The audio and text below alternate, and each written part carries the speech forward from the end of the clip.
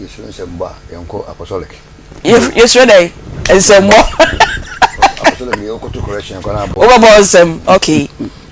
entino wo ye ade na wo ebe yi wuyi okay ebe bo wasumdue ebe ma onyema bi aye ya mawa no obi gina nchen no so be kan ho asema say the man so wo man aduane ni there be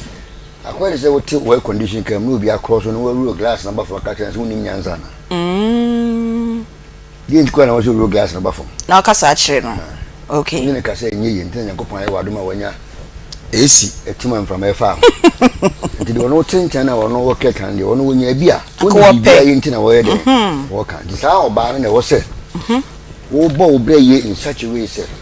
One coya dear beer, you would not turn a can, because I'm a new idea, Mark. Aha. Been a sofa kind, or baby, will be in Korea, tell them. I do my Kerano.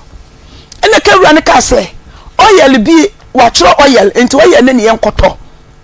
Not to say, the agent in a yes of no so come. Cardilano, a yes of no. Mrs. Takuni Cosusum Quano, a ye Cardilano, Bacuso and driver me banning call. Let us say, or no so come to a notion in oil nest, some cotton disham. Now, Mrs. Takuni chair taught baby I say my baby and so as I walk ahujo mo say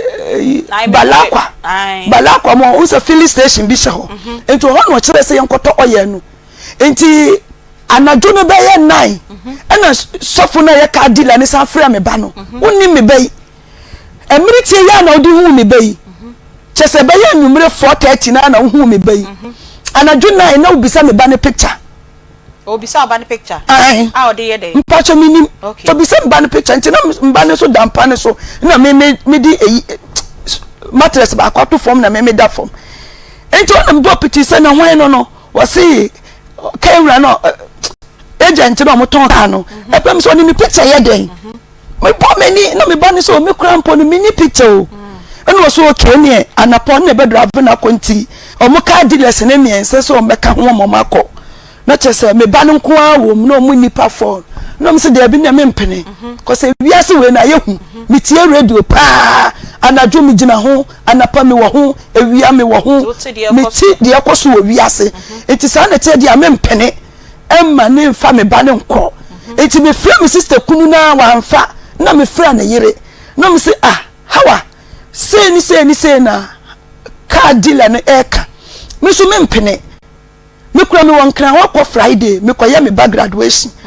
enti sa na tie dia ena me nna ntwen Friday nimpo Thursday na me no mo ko oni ombeko because me mpene ni mema 4 se 5 no mfa me ba no nko anse mfinfin ni me mpene abra wonim wo mo me nim wo mo so okay enti ohona me nua ne so ka se da bi ono kura wo mpene ena ono yaye na onya ne kunu fresh oh no lie we dey anya hwe no say brother kosusun kwai bright kosusun kwa no lie we me mpene ma de me mpene enti sa na tie dia ena brother bi we ho me dan no so oyusuka na mko friend se brazak me sra wani diem me baya kotoka no ama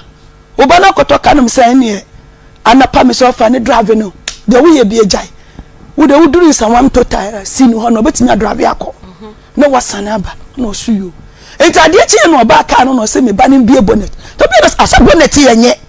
na ma wo peka akoma wo ba na ka esiwa oyel kura egu from kwa ba egu ase nyina anye enti me kura me bu ye fu bra ne se me kuna kota ade ama me ba wo se yenye nice so I saw be passem enti on me bu fu kakra na me ye din na me so me kunu ni sa frɛ sɛ omo meka ho na nyanko biom ti sofo na ade me ba ne beko na me so kene sa na tie dia brother ne on drive me ba ne sofo no so wakanti nkro no on drive me ba no enti no me brother ne Zak no e ka kire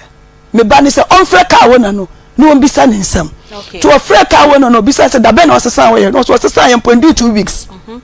so dia mo talk ka no wono ho no say otosan oil no endi 2 weeks no endi 2 weeks na osasa ye nkosesa se nya hu nya se ye besesa se no de kokora 2 weeks because sa oil ya 1 month then hu nya se ye besesa eno o se da bi ye de no so you it let us me ba ni say there be na yem fanfa ho ne enko topi no enti omudi fa baby a my sister kunu ni kire ye na chese fitani ni so ese waye bonnet no na timi tum no omudi ko no ono so wo ho no ma ti ade kwa ye fitani ni ye na ntimi anye bonnet na ntimi antum na chese me ba no so ebe kwa adwuma awia na chese opentam no so oduru nkran obeto aso sani anim say accident car a bonnet ni ntumi nye this a wuyi ewini na afrum na otomo no na wodi shem yesu ye nimu se me ba ni so nimu ena brother ne so obeka no man se da man face man ntumi anka to no so labor no me labor no to no so man face to no so ntumi anka ne kese okay ino se mama we dia mesram na kwaba na egu ase ne de nye enti wo ko lonje ni wasan ye oba kwaba na chese car ties no ne nye okay na chese ye pet car ties ne bia ye den ato na chese me sister no so ne ba anadwo no hu ka ne sa no no so di akire ko ofie kwada no no so frese ye mfa akola ne mbra no nko school na chese kwaba ne yantimi anto ties ne yantimi anto na chese na me se ye du kantin kro no eja ka ne ma driver no sofo no awo ye ka agent no eja ma on na me ni brother na ye me labor na ne ye sa ye chi enti omo de omo ko ena me se na me frɛ omo se munhyi akwaba ne bia went kwan ho ambeto se da bio yenye bi ani nkran enti enwumre na me ba no friends mama kai ye bana ena ekon ni dumuye enti onu fresh sofo ne se sofo na minim se awona de wonti na ekon ni dumuye wase da bi ye bana ka no overheating tini atwetwetwe no ho ewo enam se enam bisansa na sofo wa mbo mama ne oso se we dia onim se ye bibia overheating to adekwa abejo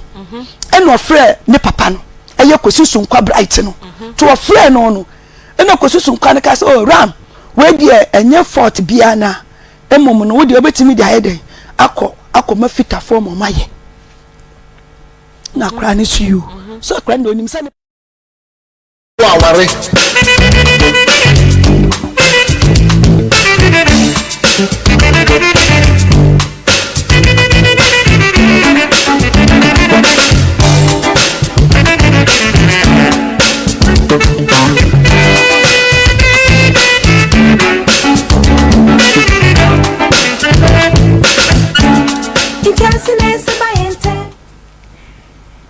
Yamamo akwaba enenso ebnada na mudi mafidie ato Akoma 87.9 na mo hwaye enso ewo Onia TV so eye Akoma mu nsam dwumadie enenne adomadom yen a yesan ede ebremu yaka chem se sa dwumadie we se yesua niam bebre ewo so ebi mu de omasemba na yesua ade wom eto da bi nso a yankasa so ye to nsa efre obi se nsem a ya yetete wa ha no aya ne yehia enimdifo na oma be kire yade enti enne enimdifo ni bi ebeba mindi kan enka ade a ye ba be ka ho asem no ansa ba de ye ka nyina ne se eye Akoma mu ensem dwumadi ye se Akoma mu ensem eye ehintasem se ye hu ensem e wodi pa Akoma mu a ka be hu se irade na ene krakra ye mu a ye da ho ete ase enti ye ma wakwa aba frɛ unie bi se nenso ye de asempa eba ye besua de enti onyamfa na fidie ento wa se Aunty bi ene na bedwafo no agi akonwa enti ono so emfa na fidie no ento ho obetimi e follow yen e wo Facebook Beatrice Gabra anase Akoma 87.9 ubehu yen e wo ho TikTok ubehu yen e wo ho na YouTube enso ubehu yen e wo ho nom enne ye motivation na ye de airbrow no ye say dream big but don't sleep on your dreams obi wo ho no man ne da so some person yese me person yese na dream de we si dan na wie na dream no we bie shop na wie na dream no wa toka na wie owie na wasen ada o da o da yeso ne de opesa wo ye no embem enti wo so da ye na wie se sei e na wo pesa wo ye no to hu anamon no matter how small the step is no matter how small anamontuo no etino to anamon eno kakran sabo sa fe o da yeso na waso no kakraka no na weni ehu da yeso no na obi nso enya ho emfaso enti ende eno ne motivation na yese ye de airbrow you can dream all the dreams in the world but say when to anamon wa dream no ebe ka otirim enti waso da ye na wie no to anamon na ema embra enisuo na obia enya ho emfaso ye frɛ me Beatrice Biogabra obetimi afrɛ me Aunty bi matena si no o say Peggy enso ewa ha enche bia ebudwafo ni nyina ubehu wo mo na ye topic no Peggy kasawi a me the topic na to wani no akofro obi se wonbetie Peggy boko de Aunty B ye beko by the words of the legendary Lucky Dube. That's right. Aye. What's it day? Lucky Dube today. Opeso nwasimaka. So what came in my soccer say you don't know what tomorrow brings. Okay. You don't know what tomorrow brings. Nene de bibia ba. Aye. Nti wo ho ye. Na me ado. Wo ho so ayefe. Medase. So say there me yana be speak some papa to Gabra so twa no ho fa ba bia na say there che say I said that day na ne yes yes enti Peggy na wate no enka no na obisa say enne enkomo ben na ewo ho no enkomo ewo ho ne say de bia obi di na semba na nsen ya akro obi di na semba ye ne maame on ne si ne maame dan e ma no a ne maame etim maame ne ye will mienu de edi kan no maame ne ye video will o kan sa me wu a me ba no e dan no na si ye ntie ye ne dia enna sa papa kroya ni nuanu mo ma maame ni free mu no omo nso ekofa document bi ba ye se we nso ni real a maame eyeye na ejapade no no de ni sika si dan no we nya kaprewum ono kita audio and video real ena ni nuanu ma no enso ekita eyi paper will nti emu de hin ena court no ejiatum will Nsem ba ha papa ena me ne be ma ne bra ya na owu ye na nebusuafo na be fa ejapade ni nyina nti na ye besua de ye nya lawyer panyi ba ko wo fie hanom a enne bibia fa will hu bia no ubesua hwan na wo so ye will wudi san na betimi aye will hu emfaso ene sen ebusuafo mo wo chefa e wo will mu enti fro bi wo se me kan ye wo ka se enne so mo di asemu abo video will me kra menti bi da enti enne ye baba besua de wai fro bi na ono so embra no besua bi ye bewie no na wontoto wachi yi a ema no kra se monya will emema no nkoa na da bia mema no fo so na kwaya will yo na wo ba no so nkoye bi oba so ya will ye yi wai ye besua ni nyina enti fro bi na ono so fa na fidie no ento hanom na wo se ye ni wadi nkomo kakra fa ye maami bi a ope ye moa e di ama ne ba muhib a wenya hole in heart ye muhib wenya 7 years oye atakakra na wenya hole in heart ye di atomani aboafo maboa ye pa ya adwe se na wotwe awie ye die ye nya bia no ye de bemma ye maami no na omodi ahwe de ometimi e de aye enti ye tie Aisha kakra bi ye tie Aisha wi amo a enra mode e ba ya yentimi ambodi no ya bobo mu nsumudin ye ba sese ya etie pompam chew me ba muhib ohia moa na mesre mo se obi bia o tie wa fidie so eye kuma se ha Ghana ha ba bibia mpanimfo se bia hemfo menum branche mesre mo amwo pass mo na ohia moa be 4 billion ne de na ko ama o makwa ye ne surgery na ye hwe benkum hwe nifa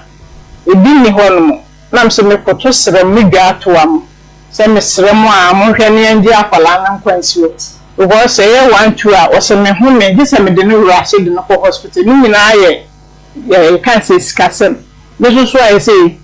me hu enye o papa so a na dwuma ye de nti amasese na adwumbi nti me chese anaju se obenu nsuo saa ma de ache so ehunu nti mesremu a mpamochow atiefo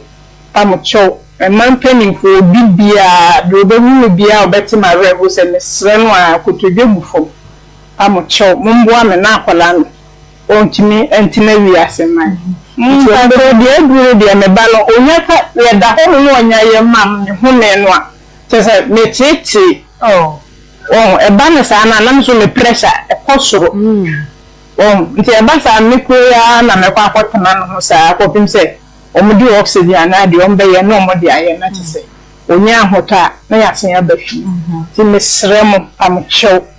obi pia otie me bia kakra obia bombo de ano mboa na akola na onya nkwa mesrem ti kakra me so me wo kan Okay, yadamase papa enti Aisha ena moten nka no ya yese na wotwe wie de yenye bia dofo de abedom ye no ye de bemma Aisha na ono nso de ahwe ne ba no apomuden na ye nuanom bi a moso enra mode musika ebre ye no enie Martha Amponsa Hussein Ejay Patricia Opon Asamwa Juliana Tiny Rema Life Enterprise Crescential Efua Bilson Crescential Efua Bilson Frimpon Hayford Blinks Collection Blinks yadasi papa pawai ena Aisha Mustafa Safia Isifu Patience Ajua Mensa ena Hawa Salami Felicia Susanna nyame ehwa mu nyina semonso mode musika ba seyefa embra embwa yeba muhib enti wutie ye ne wo pese wonso wode ebre na yebeje ubisa se number ben ena wodi iska no ebefa so ye number no enie 0530 507 849 0530 507 849 Edia ebeba no eye James Agblevo Akoma FM James Agblevo Akoma FM eno eni edia ebeba nti wutie ye ne opesa wo boa wadaroma obetimi edi usika no aba medi kan ka chem se ne ye ba besua de afa will esan se sema ya na eba ha se no aya na emu edu papa nti ye betua na wonso a wutie ye na wo hwe ye no wonso wesua meka say ne ye nya lawyer panyi bi a oni yen eba ba bedi nkomo etu bi sa say lawyer ben e na ye di ne bedi nkomo be yi na che handsome and them have a funny sweetheart lawyer kwame ba ene ye ne ebedi will hon komo ntime ma na kasake to ebu mo say lawyer aba na wa fro bi say lawyer na ba nti fu afidie ne to lawyer pa cho ho ye me ho ye pa and I mbese me ka say sorry sorry man bantem well oh like time na no don't worry kra because some for sweetheart to be approve the minimum on tiasia kra enti ye ma kwa ba mbi se ne ye nwie na obi esua dia fa will okay enti ye beba lawyer ho se ya na ma me fa we enfam o se ye di ye fufuo no encheye meme nda be ya na wotwemienu na ye fufu party no enti e ma omo ye aduane de ma ye ne de sida ne da ye betena ha no mo de a ye beda omo ase anto si ya ye beka so afedi aseda no eye enti Betty's Kitchen ene obeba ha no sei na Stay Bright Choba Stay Bright o adwen kwanta de chem so ye da say sisi choba o wota no so oba fo wa o de chem so Confidence Eating Place o dakojom Overhead View Chop Bar Akoma FM yechi he ya na After Hours Chop Bar and Drinking Spot also Araga Airport Road wonoma yeda wase semu nyina mo boa yen e ma ye di fufu party no e ba ye nyame enhwa mu nyina na afei so ye call Precious Believers Prayer and Revival Church o si echina wuku adai ye kopim ni fiada so or the Deliverance 2024 no e ba watu di Perfect Deliverance ena ode ebre yen san say e wo se ye konye koyi nkonua no efri yentiri ene ya betiri eso enti wukwada ene ya wada de ne de obehya ase anopa nonso ena obehya ase oye ewo na sorry dem honoma ewo adrakoja ache ewo ejoso ekwan no eso so maami adwumadie nyina esi ne naso eye Prophetess Joyce Donko dodo na etai friend Mama Joyce na enyo no nkoa ena eye adwumadie watonsa e dia friend Reverend Richard Bento ofi Encrying Reverend Augustine Echampon owo Assemblies of God Good News Center ewo ejeso Prophetess Lydia Asa ononso ewo Rain of Fire Ministry ena Reverend Brightina Entry ononso ewo Rema Salvation Royal Temple ena Prophet Henry Osei Esibe ononso ewo Rema Salvation Grace Temple omo ena ebeka Mama Joyce ho na omo de Perfect Deliverance 2024 no omo ede aba enti osi enyi ohun emfiri mu na efiada de ne de eye watch night ana se de dodo na friend all night no ebe hya ase enwumre no nso ena omo ebe hya ase wato nsafra nwumtufo bebre so omo beka ne ho no omo fa dwumedie embra ebi eni owusu ansa ena PCA Esther enti frɛ number 0554 702901 ana 0531 962528 wo nsem bia wo pese ubisa na wa frɛ sa number no o se on pese mo ho ebe kire mu no enti no or the buses free buses ebesi Tech Junction kofune kwa nefa ko odium odibi ebesi honom Anloga junction eno nso odibi ebesi ho na Jachi junction eno nso odi bus ni bi ebesi ho enti kofo na kobọ mpaye na enkonua na egu wa betri so no enkonua ni nyina enti engu fom emfa ema ye de dwumadie no e ba be hyase enti ye ba lawyer ho ni aba be bisa ne say ye ka say will la real eye den. Okay, thank you very much. Say this is a good topic I also discuss, especially saying an MSc and saying. But I can say will basically documents and as a crata abra otiasino obetro and as a obey. Okay. What no what say so that actually be uni on ma we japadia wabo and wabo brain no yen see na yen see fan cheche fa mo obi enya bi. Okay. Aha enti na say wo kasa na che say will no I just say wewu ansa na aba tumi abem. Yes. Okay. So what you now we well it's funny say da honoma but as soon as I will be no now say depending on the steps you have to comply with the steps you have to take no na we on so enya to me na dey ache ejapade no so bi wu na waye well empo kra say wanye well na say mun koji to me krata o course na musa say mu che ejapade na te say dey bia ye na your friend intermeddling. It's an offense. Hey. It's an offense, ain't and confusion who ye party. Unim say obi will know well. Owa mo ebusia phone and answer mo well monpe lawyer.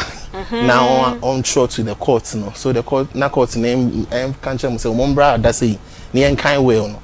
Ti e kind well ni we dey won bia no. Na de ye yi ni say we executor no. Akwa J probate e dey abeche japade no. Lawyer, where you am confused but I said no questions the doors but there what can say ye. And I may be say baby sabium say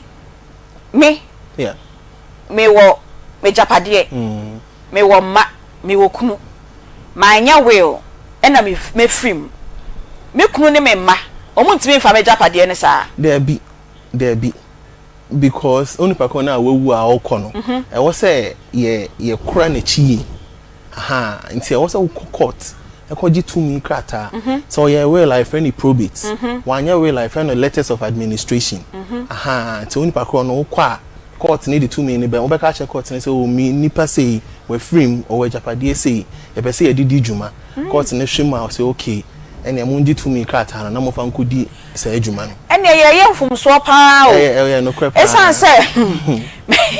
say wo hwe abusuamu a obi ewu ye nya mba questions no kra na de wa twa be kra de man nsem ni pie na obi efiri mu me de me Aunty bi a we free mu ye example ye sie ni wie ye no na ebusua ne tena ase ya bobo de nyama nyina suitcase mama na ne sister Charlotte not one na say so ye panyi Charlotte te ho na ne nua kuma so ka ho bi ai Aunty comfort ne nyama nyi you correct na we so yi ba ko na we yi ba ko yes you see die we so ofia intine ma ne mfa dan no ya bone completely illegal you won't me fa on san kan obi a wewu ajapade bra court ma otumi abra court ma otumi enti bitimi ko chime ma me so che ne sister ne japade oh say ne uwi a wona bebe fie but yes but ne papa mu dia o say ukọ na because say binti ama asase ton kra ho sem bebre aba ne say obi won ma yewu owuye onya ewujade bi one two one amon anya probate anko ye vesting assent enti ma anya assignment no ofiti ya no koton ye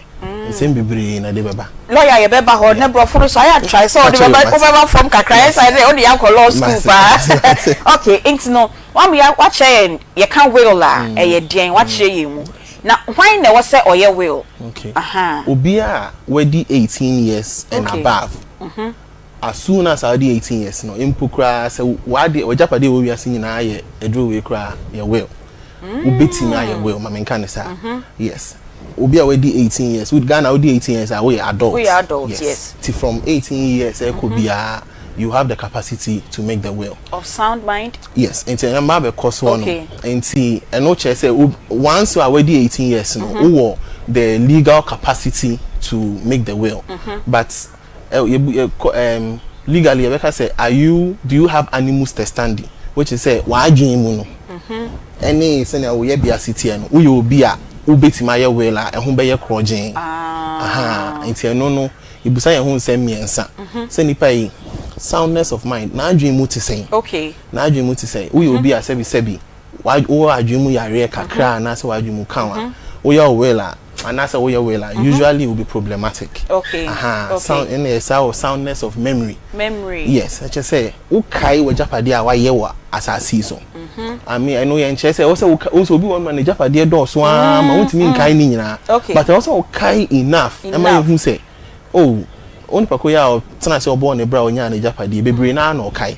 nsi say empokra wo ye na wan kai ni nyina kra usually e dey be shame me friend residuary clause and also a bit share the aka okay then we have the last one which is the soundness of understanding so also what and the corner wo ye na say anya say bia wo ye say ye will otiwa ebia papa yi na ni kra on shedan na adwunu shedan na ho ne ma be fa no but na ko shedan bi mu say papa cho say we found say sim ha say anything all of that you know ebeba ho beba asem so obi take on obi take on okay enti medi 18 years yes ena nyame aye madom ato mesem kakra mato edrei mato nsue metimi aye will yes but as me nyini kono can I add on of course okay in fact you say more me who will dano we say usually the title no cry the last will and testament which means say obi bit my will 1980 afibia onye japade fufuro kan afibia bit ma change will yes obi ya akopim say last one be in progress so we ba akoto on ma opa obi bibi friend no codicil na it say addendum ade bia e kan we on ne ho e bia wo ye we to no asa document for fra e che se wo me japade a menya e kire no say na mpese ye che no ti we on the time bia opi bia obetimi di bia ka ho obetimi yi bia free obetimi ya until say last one na odi be wu no na eno na ye de be ye adwuma na all kind of sound mind and a soundness of memory and a soundness of understanding enti no me de me ho ye example me person me use so bia enti middle stage bi no I had the sound mind and I me be will no yes abrabomu kutuhwe ase ni ade na middle stage bi no na I say adwen no akofom but ma akwa other property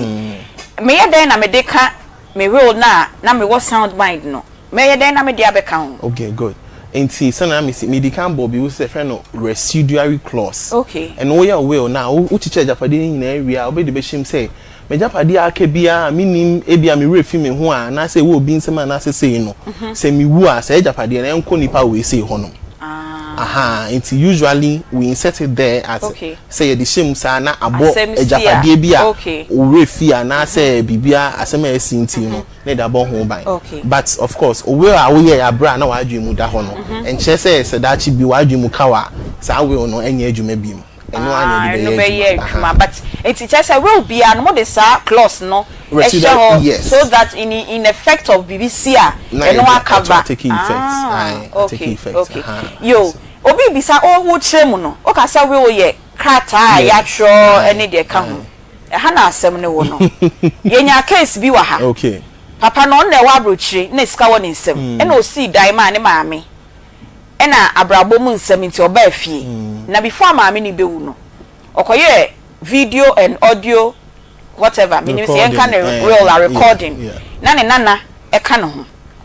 ena ode to wo say so free mu a edan no asumesi ena si maame nti edan ne san kọ asumesi ho no papa no wo sa video no e wo ho no ena ne mama enso maame ni free mu no ena ne mama no so kofa document ba ye say we ni de maame eye to ho na ye hwe de maame tro na e wakrata so na papa no no abusua ni nyina anim say o na si dan no na ni din nim enti say papa na contest say me wo video wa maame ye ya no wo de maame most ma kofa krata we aba so which one ena ye hold no supreme and I said dey unfortunately papa na why say me who person make a mistake but it would seem say why a mistake okay because Ghana no your mra na say will your friend of formal validity formal validity. There are certain name be a say one will mo asana and as a will ne ye asana court kwabit magiatum. Okay. The first one they say a will must be in writing. Oh. A will must be in writing. I say ya tro the chrono egu paper so. Yes, it must be in writing. Now what's only pa corner will no or ye testator now e japadane any dia no. Also was signing. One pending the signature. And Tom print. Fair enough. Okay. Yes. Okay. Then also we need at least 2 witnesses. And more also attest to say only pako we say the japadi a chair no adana a chair no age na honum you bi bibia anye no na adwemu da honum. Fine. Sa video yi is very common. In fact mo kokota who say biba bebre. Oh, yes, I see. But say nyetimi nya well ye mremu no Ghana mremu no but if be traditional wells and if be non-cupative wells and no che say uti ase no na wo de one wo say first me won samanse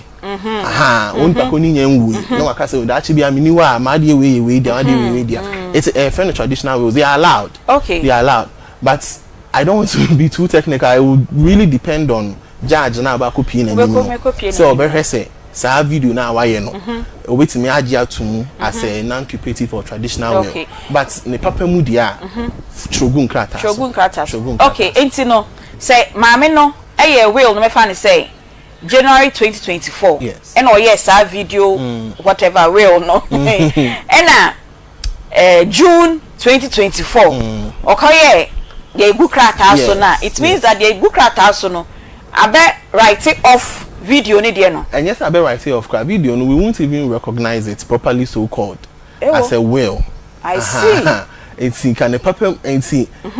say owua omo a be on bedi na ade na so mpese omo hwese na japade so no the Gukrata no so no betimi di akoko. And so nsi the onim say o ye video na o che mu no nsi ni kwan say onko court nko kotia sa we na odi abani mu ntia no no de court mama matwe ho manso se ne yakwa kosi me ba video na so biom because se ne awaka se ba so wo court pa no enti metimi aye this one the written one na mo accept no na ma sign the video attach and the mo agi atum. Well that's a smart question. That's a very smart question because it would seem say o person with the video near codicil which is the addendum to the will. But saying you kind no a codicil is the same as a will, and the formal validity for a codicil is the same formal validity for a will. Saying you see a will no sa na a codicil inti say we say untimi fa anya will means to say wetin me a codicil me papa mu a sure go kata so per lawyer obeje kakre video appointment.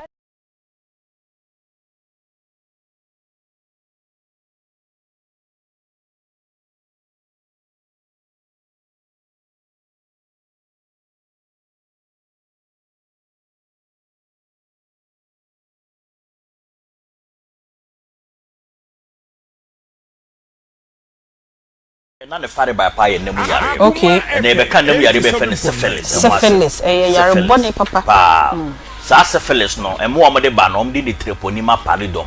O mo very dangerous pa. And you mean to me mo de de crown so ro ni pedue mo betete o.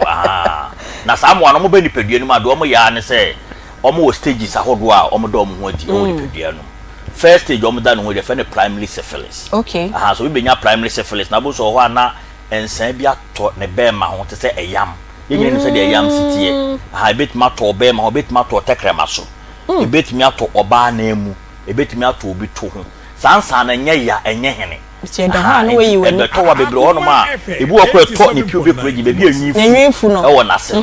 to ho nti won fili hwe ndi bebre ho no ma e be to wa ohunu mpo na esa akọ se wonu ma oduro wa no moduro sansa na be to wa e be ko e be san akọ e be san akọ no di hide and seek because sana etie e mo ni so tie unya wo de do fa so e be ko amfa du amfa so e be ko na e kwa within 3 months na sam aba e be ba na e mate se eyam bio e be ba te se ensa e hihye nsuo se de kane na yare be fa no giba yo obi a na ye no e betima yo be ma onyina yo wo hwa wo yo be betima yo wase wo to ho wo namu wo nsem e betima yo wachi na ebasa na bebre wono ma obon se otiti a na nsuo no na eye baby foforo na ne ebasa abema obi ode no beka nsuo no bia betimanya sa yare ni okay it is syphilis no nye nemu nko na obetimanya se wonko ka nsuo no bi nso a obetimama benya sa yare ni amanya hwe so na wakonya bi nti woni be mma bia na oba bi hye no sense bia ogu no be ma ho ana se egu na se na wanye careful wanhwe a obetimi akakote yare nti nipa bebre wono ma omanya sa syphilis ni bi de kan nkyere se obi obenya syphilis bia be hu senkyere ni aye keka ho asem ni obi obehunya syphilis ni bi nanso ohun na yo bibi wo syphilis ma fa ni neurosyphilis obo safo wo ho a na anxiety titriti afi wo ho na aso ni pedue ni mo hyehyw wo skin ni mo kekaw udare a wo se wo ekekaw wo se oni pedua no wonye fine oni pedue ni mo hyehyw woni asase o taposa woni afi wo mo an kakra syphilis betimi ama woni kura ase ebetimi ase wadwene ebetimi ase waso ama wonti asem yi syphilis betimi damage ni nyama bebre wo ni pedue na damage ni ama sa na wo mo an na akọ be fe ni latent se eco latent stage na symptoms aye kan wa asem nyina wo hu bi wo ni pedue no na so na yare ni wo mogem na how enu traumato syphilis din say the great imitator syphilis ni betimi aye no ho cardiovascular befa cardiovascular side na ma wakoma wakoma na afa ye ya emoyie wakoma no mututu woda kakra na yima syphilis betimi aye osa syphilis betimi aye be fe no ocular syphilis betimi ama wani hu ade yi ebetimi affect wadwene mpo na wadwene essay yare ba ko a etimi twa ma wo pa syphilis ma bebre on ma onyinsi anu apon onyinse no onyinsi anu apon se abefo na ye no dodo na syphilis timi dis problem ne ba yare ba ko etimi ma wo na akora na wuwo ni yem syphilis still birth okay etimi ma akora na be wuwo ne maam ye be wo akora na no wawu yare nso etama akora no edi form wo mo maam ya wudie mu syphilis bo se ase nani anama ne hwene afabana na no nu achemienu anabo se na so ba akokora amaye syphilis ni cause that problem ne pa ana esa so cause miscarriages pa wo ebusuam nti so benya syphilis yare a enye bibi e wo so otnat na ho kwa ara wo sense be bebre adwene wo mta syphilis yare no kra no utruti a ense se ye negative na utruti yare na enye negative da se yare ne da so ho so far as yare ne positive e wo ni pedue mu no utruti o se ko negative o se ko negative okay na eno ni ade ba ko dank wo ba ya so ye wa ye bit mama na ye negative okay you obi mo ho no mabo so ba na syphilis na ni pedue be 30 years na wonim enso na otin kaso yare wa ko hospital ya check no na so obi ama na duru na obi an check syphilis ma oba ya so oni hun se syphilis a be ma na duru na afọ be ba no do case ni dade de me catch obi bia na so wo syphilis yare oni pedue no ana gonorrhea ana ya catch wo so wo hepatitis ana wo chlamydia ana nam yare bia wanya abiri osi akwan ma wawo ho ana sa me ni pedue no onye fine no bebi a wo so obi oni kire eyikumase pechi number 2 dank eba complex bra so ye onom ye do be chef die mo ebi won pa na yare no atete na so onim yare kora eye no na sense onim yare kora eye no nti no wonunum nduro saa obaba ya so ye na ye be hwa ye be hu yare ha no na ya ma na duro na wa ye free wo se yare bia wo de kofa ba wo yes so ni pedue na hyeso so ha na ye o ya se den yo de akofa yare na ba wo na e wo se ye hu na eno ne ye wo mfidi a ye de be check hu ade kora de problem na bro na ye tu ase ama ho etimi atokora inti obia wo sa problem ni bi se ye nemu yare se yare bi ye ka nemu yare be bragi ni o mo se dank de ye nemu yare nko na so nye nemu yare nko an yes yes nko ye hwe junso twam yare okay urinary tract infections o se o kidney ka ho o bladder ka ho ana o urine tract ka ho sa problem ni na ye hwe no okay bema wa ye mre kura wo mpema wontimi mpegya no ye hwe no ya so ye o pa ahache kura on sorry nchia on sorry nyina ho na yere kwa so ni mana ne bu ofu o tete no sa problem na ba ya so ye wa ye hwe no ya so ye no okay obi a ono de wa ye stroke kaya man fa ajuju se affect n'animu nko ana ne nsa ba kwa na ba ye hwe no ye okay obi a ono so ebi a odidi a na eduane ni gejina ne bo no peso ofi nchama ontimi ni di nye fine eduane nye na kono okay obi a wonya typhoid fever obi a wonya arthritis sasabro ni nti papa bi a oba me ho be 3 days ago ontimi ntwa no ko age so tene no ho why still sasabro na ma no kona e stiff ontimi ntwa wo sa problem ni bia blatanke ba ko ye to wa baso mode bebre okay oba e be show ama ho otimi ato wo dia ne so be free telephone numbers 0244 01 01 75 75 56 56 0244 0244 01 01 75 75 56 56 ana 0266 0266 59 59 33 33 30 30 0266 0266 59 59 33 33 30 30 ye wo pechi number 2 pechi number 2 ofru abuase kwanso na eba emakumase ansa ye kwan no mu wa wo betu wo trade junction so okumase nso a wokọ tech obenya trade car so fola obenya trade car tafo maafo obenya trade car atonso agogo obenya trade car jiwa aba high school junction o nyina obenya trade car ye popular ofra wo se me ko mesu wo trade junction wo se trade junction pe obenya taxi ana plug ya ka tro mo se me ko dankeba obia do beba ya ye edme free Monday to Saturday Sunday nko na yenye say ye nam yare a o ba for partner ka ho bra so our partners for crowd to wo monso na no ba na dey for ni nyina ba o do ba ma ko ma o do ba some no one o do ba bo mu di age this is pattern talk and say not the way ba no wa bo de ni a kire mo e chinam de ba ko be ba and yes I very confidential to ka tren a ye mo bie ni ahwe ni akwa bibia ma na ye ka yo ya da super e ya dank na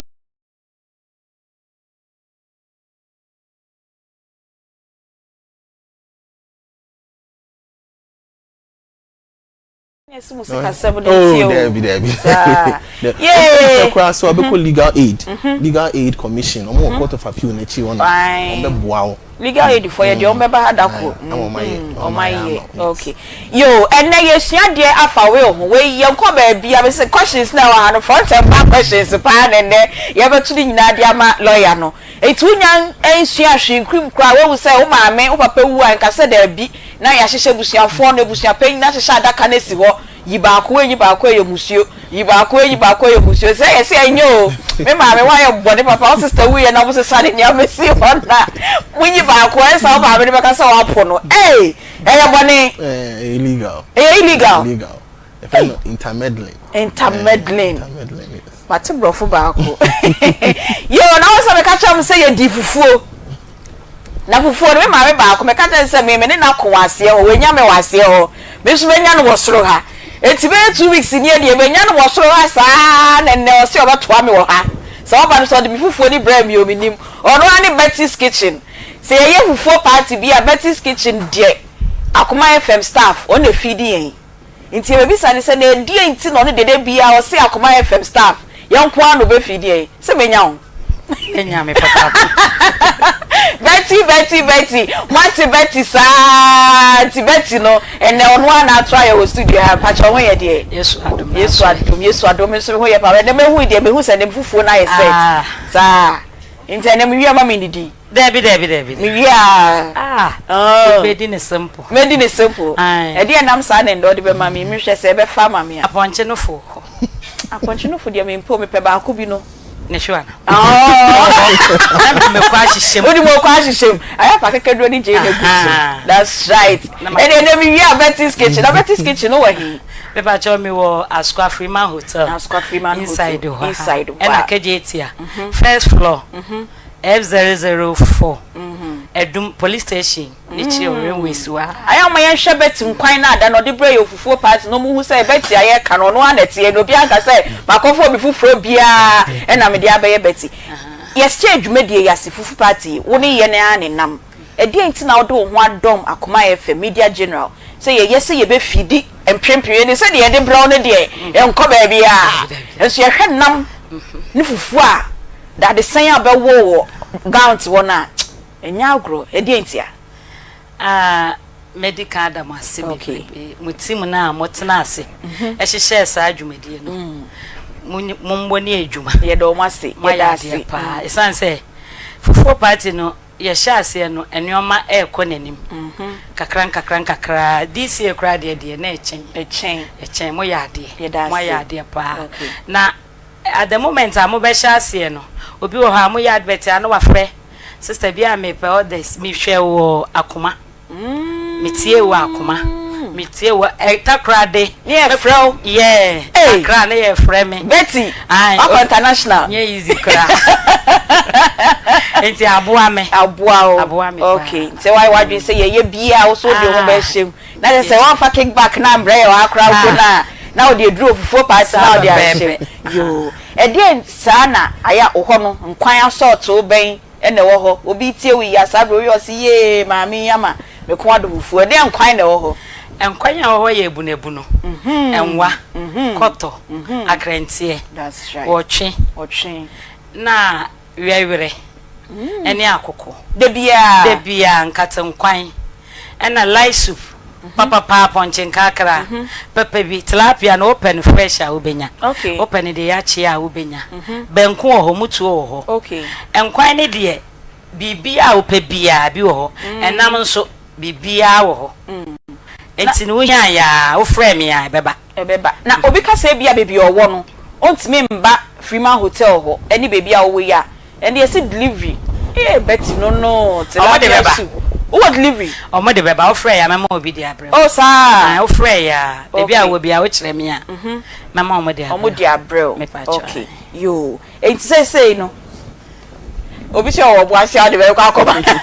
enti Betty nkwan ni bi no e na ye hwɛ no aha tilapia no esu ene me say na no Betty na we that's right Betty ba ko pe it's just said you na wa kitchen hobby me wa kitchen wo me na me gina ho sa na bi le obeka onya madam a woto David me nya madam me ya kokoro wa sisi ya fast onya kokoro wa sisi ya fast me na me gina ho okay enti no ma ne de o ye be makra na o ye choba say ye ya na sie nya me ya adom na ye be ko obi aso wa betimi bia fa ho wurem na ade ho wurem nso a ebeboa na me say na ya na opese o feed staff e dey enti what is the secret Hans no mensano no wa say ebo ade bi wa your original and I also ye neat so papa enti mo amo ba wa na bi le say oba na we wura kitchen oboa wo hwehwe me say we ye good event master onye so boy say girl so boy say man Nina yo enti ne de ye ma nkomo ne nya tintintin bia e den na wo ka che obi a wo tie o e fa weduane ho na o kika na osam bisa o se de bia o se choba bi o ha o ko se ne de menye ebunebunu enne me ye ya wada nko no ye rere o kwa de bia o ye de bia me ye na de bia nso ye adwuma other branches ne de Sundays ye nya adwuma okay ba Freeman Hotel de Sunday de bia ye adwuma ye Sunday me di fie de bia o wan kasa kra oba na pese ye de banchi ne tum ne ye wo mbra a wugina so a ye be ne sama o pe bode nko a ye be ya ma de o pe bia ye be ya ma o sese nipa ne ba o so ndi banchi aha nti wo ba na wa chese bia mi ndi banchi nti mo wo bode nko a kakra ma me ye be wa ma wugina ho ne ye yi atum ne ya wo ama at a different cost and answer senya o si twa no na ya obi bode nko a woni bo na be banchi ne bode kakra so woni bo na mikita senya no metimi edidi wo Betty senya wo ya de 30 cedis kwa akuta atimi didi o ene nam wo to fufuo 15 nam 15 una ukọ no wa men kwanya opa bia otimi wa nton nam kwa etimi saase egu so obi betimi aba onton nam oh sir yesu wo beef intintini ja ware bi so na meti se bread mi bodi di ye no ka show o si of intintini yo nti pacha sign for location ni tujwa bio na ye mbra lawyer ho ne ni nkomo me fa cho me location bi wo KDT F004 first floor okay ana edum police station nechi eno nso obekọ ho na Betty's kitchen ho okay Akoma Freeman Hotel ura wa Betty's kitchen ebiane a wo pe bia wo frɛ ya ye de bebre wo pa pesie bibia frɛ ya ye de bebre wo ya pesie nso kan ya pesie jollof fried rice bibia David mutu bibia ana pese akrafo bi ba mo ba na mo frame some pepper and salt ene na ma yesu that's right me de adame ba ya na mpanya adwa ni ko bi na side kako ene supeku kakra wunim de me pe no ene so no ya no we ni mate won ya oda na tu Betty for number 2 ya ka say ya mo bi e come di obi say ya nti o ka so friend na obre na duane ni bi nti pa cho for number 2 ba cho me number ni 0244 09 1239 1239 Pacho Sisubi 0244 09 1239 1239. Betty's kitchen. Betty Bako pet. They say fake. They can't be a fake. As I say, and they are sorting behavior. And then when you was see our park and also Miss Menya Osroha. It's an hour to be crassy. And then we need team members. You who follow your crab cry. Never cry and never go. And the lawyer, you are very quiet. There could be a for our lunch. Yo, you're master papa, Pinty Betty's kitchen, and I would say in Canon, and they DM come out at your fat will home. You need lawyer, Kwame Bar, and then the old church, dear Missy, and the medium minions, you share crowd, dear. Monsieur say, so Busia ni ewa, and pro home, and Chenny Japa, dear. A Busia penny for no ma pack bag, this or you papa to my barco, you papa Joko tobacco, and I say, I see, I know your friend, no, intermeddling, lawyer Micha. My being papa. Okay, it's mommy saying this, you can soundness of mind, and so be kai memory no, nampacho, mini bia nini, oh one day, me person make say the other one no, oh one day, otimi ye well. Yes. We only the same as Kano. Once you are 18, what the 18 years, na say wo was an ema me nsa ni nyina say wa adwum da ho kai na wo ti ase a obeti maye. Okay. Na ye mra no so a hyehye ebi a eti bo obi a sebi se na wo sika na ni hu na de ho ban. So obi ntimi mfa bibi meye no dream ana bibia fa na japade enkokwa. Okay. Enti eno no say onipa kro no oye wi a o say wa obeyama no uridi we oni nyina emkyere no na wo kyere no ma ase wo kasa wo otim okay nti say we ono de e betro no brofo mu nti wo wi a na wa kyere ni mu wo twi mu say fa so wo twi ni a wa kyere ni mu wo twi mu say okay wo si say sa na pepepe na tie wo si say sa pepepe na tie obeye ni nyina awie na owie susu a wenya adansefo mienu wo say abra onipa kon no all the signature to ase no and I say all the thumbprint AC so no e wo say sa adansefo ni mienu nyina wo ho no no mu say sa brese e na oye no ye say ye obi sign a will on koyen kohye kukwemu sign na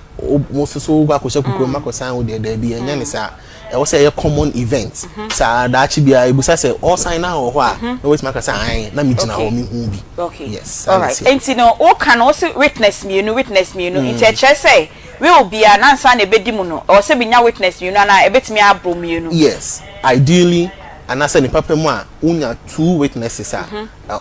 is enough okay 2 witnesses are enough okay now witness na we say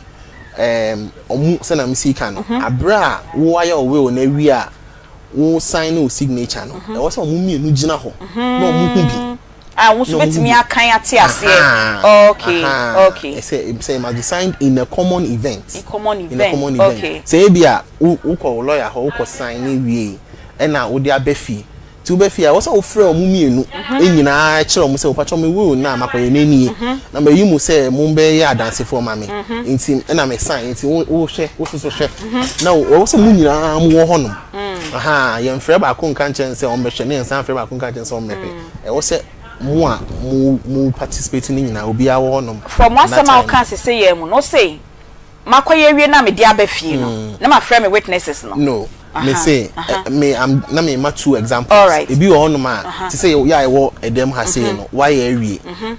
ti wo be sign no na me gina o ma any fe hwem say wo sign now other one is so why say but e bi ana to say de ne me check akra yi e bi ana ba na wa sign na awie ti wo say me twema onipa ko no ka me ho no so ba now ka che say e pa cho mu mienu a mu be ma dance fo yi me we signature me sign e ni ti mo so mo be sign mo de e fan so all right so witnesses no yes or say me real na my no or me beneficiaries ana no say we if you are an attesting witness you can't be a beneficiary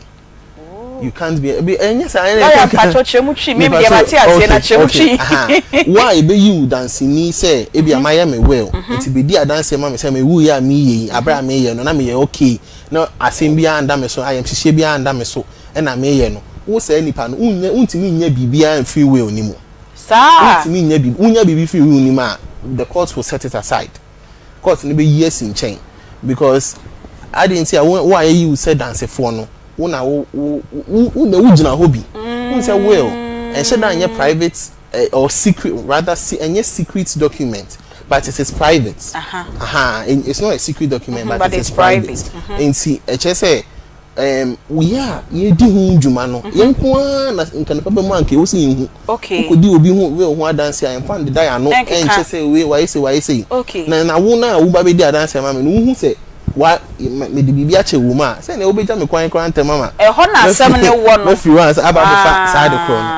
enti no e fa ne say me papa e be so ye will la ontimi mfa ne ba panyi na o fa me e ka say obema no bibi wo we oni mu dia any kind also ye busuani na anybody at all enti usually you know say omo ye wela e bia obi won ma wa kofa outside the beer onim ni ba bia enti wo call only chefa won e japade mu nsem bia wo call lawyer ho na lawyer ye ma wa usually omo mbe ye witnesses ne ye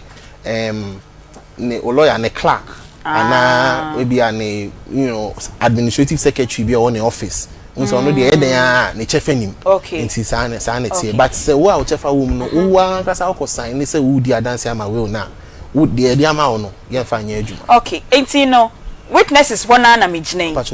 ya ye will na wie why na keep will no okay dey o ye no ye also o keep back me na me ye will wow yeah o se me nya okay mu se me lawyer and I'm speaking say asaka me na ka me ye will am obi a nti the testator no obi keep testator na ye me wow ye will no na me testator na testator no be fa back okay o lawyer so just for the sake of you know further issues be nya on so be keep back lawyer na o ye ma me no but emrane so say wo ye we a tam fa call high court never call deposit or high court it's na say also onya 3 copies say dim ran so pa dia o say 3 copies okay ye wie na de edi be ye adwuma na ye de da court no ye da court no nko an ye de be because no say minim say won bi da ye de ade ready bi be fifa ho the name stamp so ni ade it's no ye be ye free the you know the chest of the court say court no e bia will be our home the be receipts any form now any number until that be our free now ni hon ma and we obi amane say wo ye we what deposit ni wo Kumasi High Court or the say receipt ne be ko honum now they are my registrar no now my starting process no they are going retrieve will no and say dey hon kwa na dey be ye adwuma I'm coming na person bisa question asan about witnesses no enti no the oye will no testator no and any witnesses no say testator no we free any ye hwehwe witnesses no mo so be di adanse say ampa ni pass mesi ni we oni unfortunately now witnesses me no so ewu what happens well witnesses ne dey who ba asem abra obi asori atia will no because say ye will ni wi a say I think me say ye boss so ana say am boss so a ye friend of be executors me who have nyambisa o okay ye friend nkofo will no wo ye will na wi nipa e fa say mienu say o mpacho nkofo mienu we say omo na me de me will na hye omo nsem say de ewo mu no omo di animu no omo chiche e ma ne nso nkofo a ma bo on ye executors omo na ye executors no na how enti wo lawyer kwa me ba yes na me ma be fawo say ye me will ma me no onye executor there be o ba obeka chem say madam fo pe bi amene ne bobra si ma oni majapade hu anu nyina oti e fancy bi a so ko ban your friend is saying the house number is say me srewa say mi wu a na so oti ase a onu na ndi animu no hye say e be che majapade no e wo me we no on the executor what if that time no so free ma me na me dwen no so yes or say ono so ye wela ono executor no ono so ye wela because executor na you 2 million e dey amount it is that 2 million so be call ono so executor ono I mean it's a very technical you friend know the chain of administration ye pese e betwa okay but say kokokokokoko na enye obi a obi biara a yabo ni din wo we onimu no sa ni pa ne friend beneficiary no obitima akọ court akọka se msewa me papa we lo ye na me din wo me se court se on ma me to me na me fanye I didn't say na ma to me oh they born the din say ko ndi animu no oni honom and I say o se impo o se wonye aha ti court ma me to me ti court me hwehwe ma na se eto na suma be ma to me ne okay me my will my be fa wo lawyer kwa me ba why am me real la mama wo bi me nso me wo bi yes na mom abrabo mu ni mu sensem ye na me wodan be 4 na me ye will no me this dan 4 ni nyina ba will ni na pressure fa me sa pressure fa me sa na makoton baako mpo ma ton dan 4 ni nyina so abra ma notify wo se ma ton but me notify obi aso se ma ton na mom ma ton e dey assort me pressure na me na mu no but that last will ni dey e wo ho that's wo yes na say me free mu no na me ba na kwa hwehwe se papa will lo ye nie lawyer kwa me ba so de ye ma me bi so da high court ho no I'm running the same. Well, so you're asking very legal. I'm sorry, your lawyer. Yes, I'm calling your lawyer. Now, so me all the questions are spot on legal questions. Thank you. Yes. Your friend be before I know some kind. Redemption. So the okay, no sanity. We will no. We no. Japadia wo. Wo nsem. Abra wo ti ase. Aha. Say be a dan say ni say na sa time awo ye will na wose sa dan ne wo nsem but everyone say be a na wo see ken wu ye che I hu say oh will no ye no 2018 you died in 2024 but 2024 no say na what on dan na because the properties have been deemed okay in new beam okay say unless of course say oba no betima ka say oh obi na hihye me papa echi no wo ne ho na oye say but other than that media the property is deemed to have been deemed. Yes. Okay. Then it's a Japadia a wo honum a ye wo dia abra wu ye na chi no. Say Japadia na ye kan ho asem. Yo, say Japadia no na ye kan ho asem na ye be sia be bisa lawyer say. Papa no ye will no na yire no ne ti ho no. No ni njae. Wehu. Na oka say o se mi free mu a me yire akosu amansa. Sa dai we mu fama no. In between sa time na mu na warija ye bae papa no once sa will no divorce wife no shebe bi no ejapade no onye bia na yereba na ansa na no ye quick credit say wasesa no ho your friend of bills micro credit yes 15 years ni na mate quick credit nka sa ne o se da bi abrabo ne ko nanim no e wo se won so osesa ho na emom ye dwumade de ye sesa no bills micro credit into who say bills for na ma ye tete no omo na onim omo quick credit na o se ehia so obetu susu won ho ehia so obebie account bia e won ho wo de ko mo office bia ne ka se mi hia bosia e de aye adwuma ada na obekọ na odo Ghana card ne kire omo hwehwe nia mu kakra na iskadodo bia wo hia bia no omo e de be mawo omo se omaba so omo beboa ama ye nwuma akoso enti woni bills micro credit for enkoye adwuma na nya ejapade na timi ye will na feja obusia for Dr. Francis, good afternoon. Pacho we dey. Let's say me se many ma wa ha. Ene pacho ma wa. Lawyer dia brofu bia ka de. Dr. Francis pacho ma wa ha. Yeah, we dia ba. Pacho we dey. Ede nyame ase, de ye si yesua will. Timi nim say net topic na also dey road be fa wa be si o media mai. Ma me free me di lawyer chi. O ko ando. Ma kwa me we. O ko yo will. Ya fa phone no cry brem. I have phone in brown ni why. Yes sir. I have feja me pe. Me share camera na me to say papa. E wa be bisa say man in time ya will. I say bia me ma no. Na won koya will. O be bisa no. We abusa ma. Maybe bisa no wa hapa, maybe bisa no. And if I tell you go grow fine. Yo, yan share when we chiefo. So like you are come. Lawyer wo fe. Papa. E wodi konimu e na mana efe. So atese tinipadua no ejina no ma miensa so. Di kan e yo moja. Wadwene e na hormones. E no na kita nipadua no. Tinipadua no mre bia ba kama se no ma miensa ya ma bodin. Wo se me bia ejina brand. Na sana ebe jina brand ne so. Gise nipadua no edidi. Enya aduane padi. Na aduane so obenya edi no gise bibi ma woten ka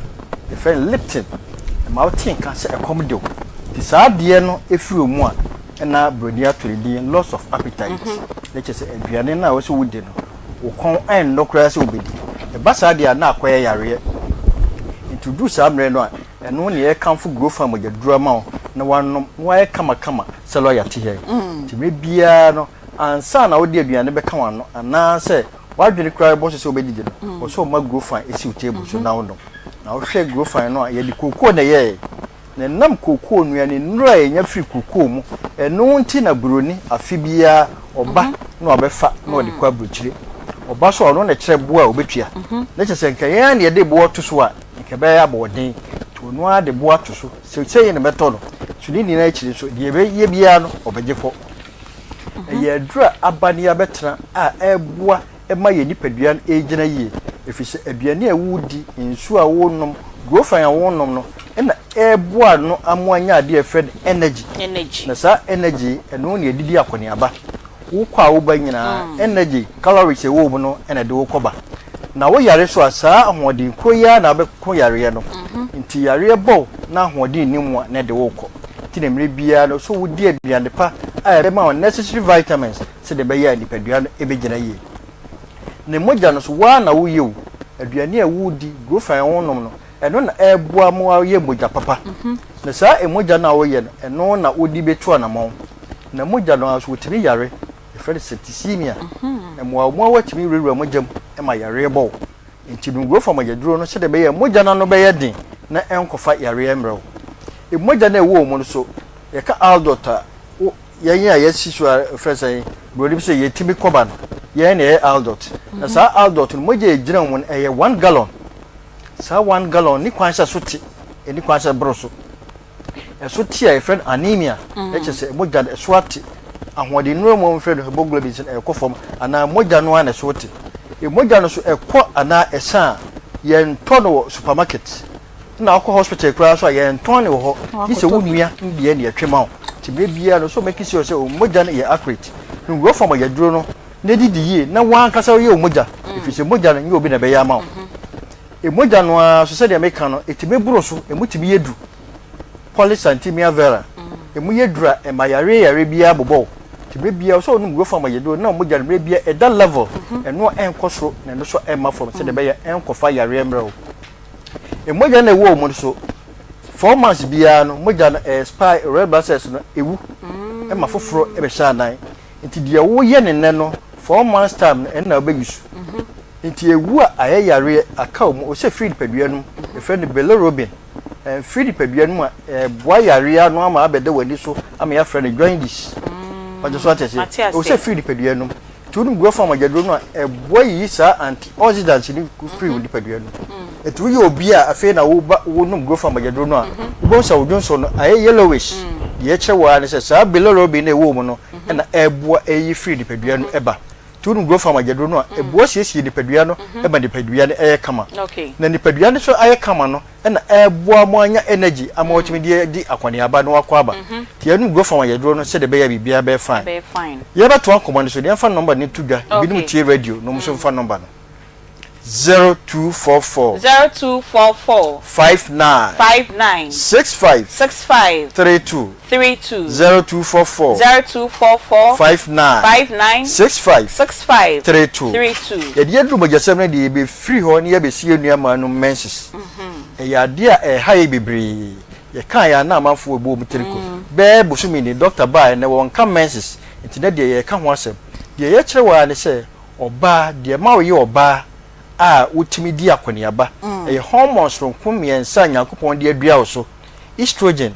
progesterone follicle stimulating hormone sa hormone no ba udi betukusua na ansia be ma sperm a abaye menses ehia be ma sperm ne fertilize dia ne se ebeye ba nti sa hormones yimiensa anya adwuma yi a na chese wo ya nya problem ebetimi asia wo kokwan eno nti ne esi wo anhwe wo ho efese wo menses yi a awo betimi abo bia no so make sure say busumi bia no wo ho menses enim sa hormones yi wa hwe ni yi a fibroid ba beto yam because estrogen level cause ru bebria eboa e develop fibroids ti bebia no go from ajadro no boa said the baby be a normalize. Okay. And when a doctor for a friend imbalance hormone to go from a yadrona, a boss yes your hormones no, and a chim good peduano, and mania kama. Okay. Sir, a man saying, ba kubenya miscarriages. Sir, miscarriages in Jara or fibros, ubenya or polyps, or wodium, or tukusiani tomwa, na fibros in me a friend say, I would a born a friend say, no woo, so I will not say, what the best one, Nana, what the best one, mammy. As I see you have a problem to go from a yadrona, said the baby, be a fine. Sir, a man saying, ba quatin cabetiaco. I think your friend libido, a call for my friend low libido. To your bar and not bema, also making sure say, or a ten cano de unya. Because when you think cano, said the made the biamba can heaven and idea of could. Was heaven a dear dem quan echo. You was I see so that dear friend orgasm when she be that heaven on could. I can't say so to say, why did you say one echo? To read your son who go from a yadrona said the baby be a fine. Into your barn and no mammy bebos, you won't back crab so to become coffee go from a yadrono. Or baby or her. The bushman the swan be an idea be an want to be no matter a idea tasty. Won't go from a yadrona, but what you and him, I'm be a fine. Or baby or her, I cannot watch it, and then no man a bushman national, or Babon and Sarno, so I could say a beba. If it's a wood general, but no way, won't go from a yadrona, a boss yes, it may be a fine. Doctor for Freba, aminoria, na aminoria, in fear do no buying and menses, in fear no nya, won't go from a yadrona, a boss yes, hormones no, and my baby drew. Wouldn't go from a yadrona be a fine. Only go in Noragia, need the energy a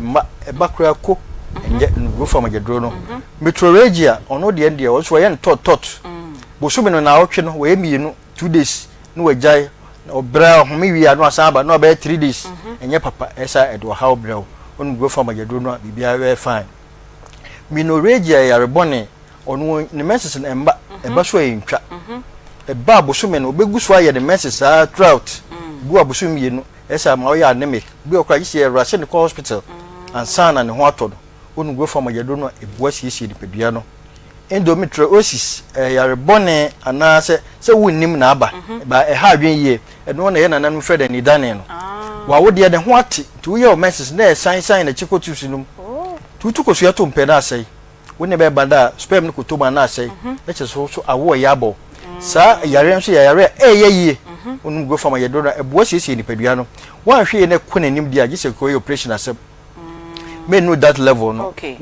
what yaw wo ya asia ana onya mess na what yaw enye normal go from ayedo no se de be ya bibia be fine ye nua ma no se de bia ba etumofo se mre bia oba yisu contraceptives dia ba ho ban ya ya ko hospital no won tuufo se de onya asem akola ya how many tuufo no wo kwa na doctor akire se we na ni omoja befa an hwe ye na wa do pe ekonom a enu oni bi wo ho a ma o ya allergic to sperm sperm bia betum bia be say it will nipadua no immune system be hu se sperm ne de chiwa de to wagya no mkra no awo no entimemba so maybe ni be ma beda bia no se sperm no wonu go from agedo no isi nipadua no ma bibia e fine emere nti yenye number ne akire bia obenya drone bia to fi se lawyer Akoma no edp 0244 59 65 32 0244 59 65 32 Asante region had the so the model be bia be fa bia go fa ho doctor ye na adwuma kra na ba se dey funny dynamic go for pharmacy go for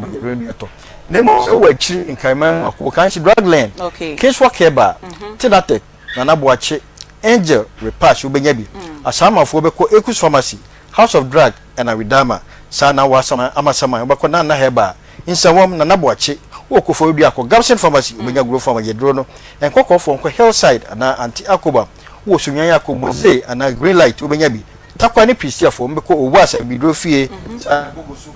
ba ubenya grow farm bi ato AMS ubenya grow farm yedro bi ato wo ko so akọ asa ana pena ubenya bi na wo man kase ubenya bi ato social station wini ba ubenya bi odalo libo sorry ubenya grow farm yedro bi ato wo akọ reni ana 1000 pharmacy grow farm yedro bi ato kamalefo beto bi o pk gombila enam lawyer assembly ya ntwan nsem we are no friend number because assembly no kaso wo ja frɛ ya assembly ba utie lawyer we are no friend 0244 59 65 32 0244 59 65 32 yes you grow from agedro no if we say grow fine makes you grow fine yeah that's the part na obi an kabrofo ofia and obi an kabro that's a grow fine yeah no one can say it makes you grow fine say me me ka twa to the lawyer beto yeah that's papa Dr. Nyame Adoma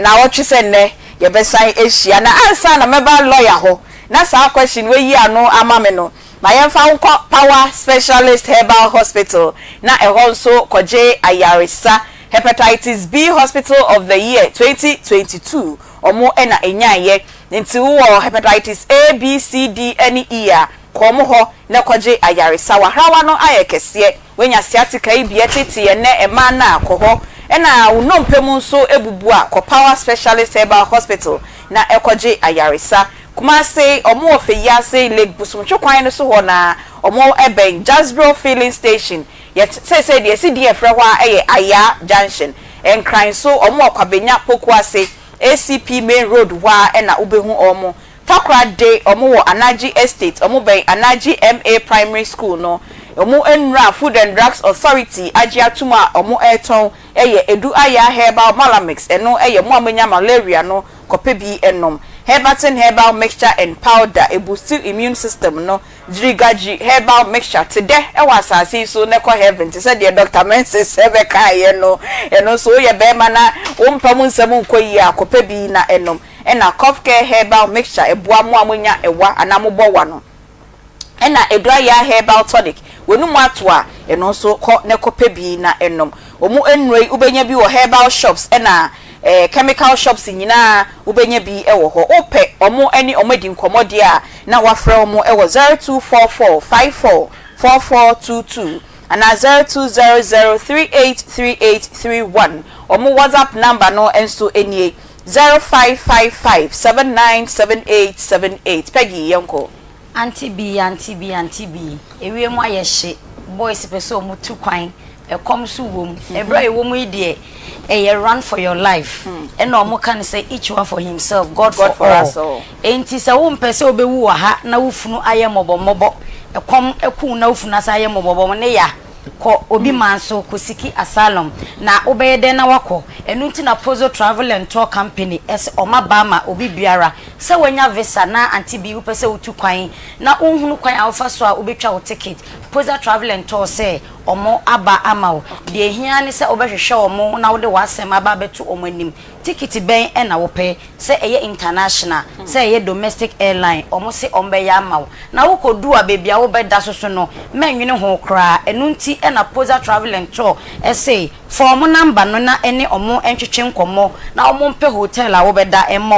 omo number no enie eye 0205 21 54 95 and I say 0504 25 63 60 Aunty B mamisi number no should be 0205 21 54 95 and I say 0504 25 63 60 ubehu omo ewo first floor Amenase house opposite Matthias Junction eyeso magazine asem na making and I say kejetia barber shop center Morocco Adeshiman eho na ubehu Pozo Travel and Tour Aunty B mame mfonko Caristic Ventures nipa de nipadua no eno an ye de bibia eno an ye de kwa yie eno asusu na boys ni so mu ana ama omu bibi asori agina so na sa ohunam twetwen ukunu ba oncha a me de jame na me honam ya oyesa obetie si abonten atum ba bia ageme for girls no omu wo honom enti se ukunu ba wonchen na obeye wo ho ena menua obi de kɔ ose se unya o menses na sa wayase ya oya onase atwetwen oba bia eya oya no ose hwehwe na so eye Zahara enunti eno wo ho ni titiru menua ba me se wo twempena se wa ware okwa ja legacy bi to honom se bia de bia ode bekai wo se oba wo nchen baako na se wa mabie mu Aunty B na asem wo enye mema ni nyina so enetim se kire omose eka asem cropoti a ewo ho ebia na ofere onim se oka ebia na oni no enya kasakasa nti na waka na no atum onfro obi menua ba hwe Zahara G capsules ebedi wasem ama wo emema no bema se yedu gina ekon ano a ne se wusi mema nyina anamu na de epeja ni mu ana yese kontomra yede akeja dabi ema no yese yempeni saa se efri adwuma ba na ye bra wo se mutimi boy ye ndi release tension pressure enu nti bema se wade no emu ayemra ene na wahwehwe Zahara man capsules ema no yentobi ema yekunumu anti bi Zahara man capsules omo say wo from 0246 34 83 34 and I say 0248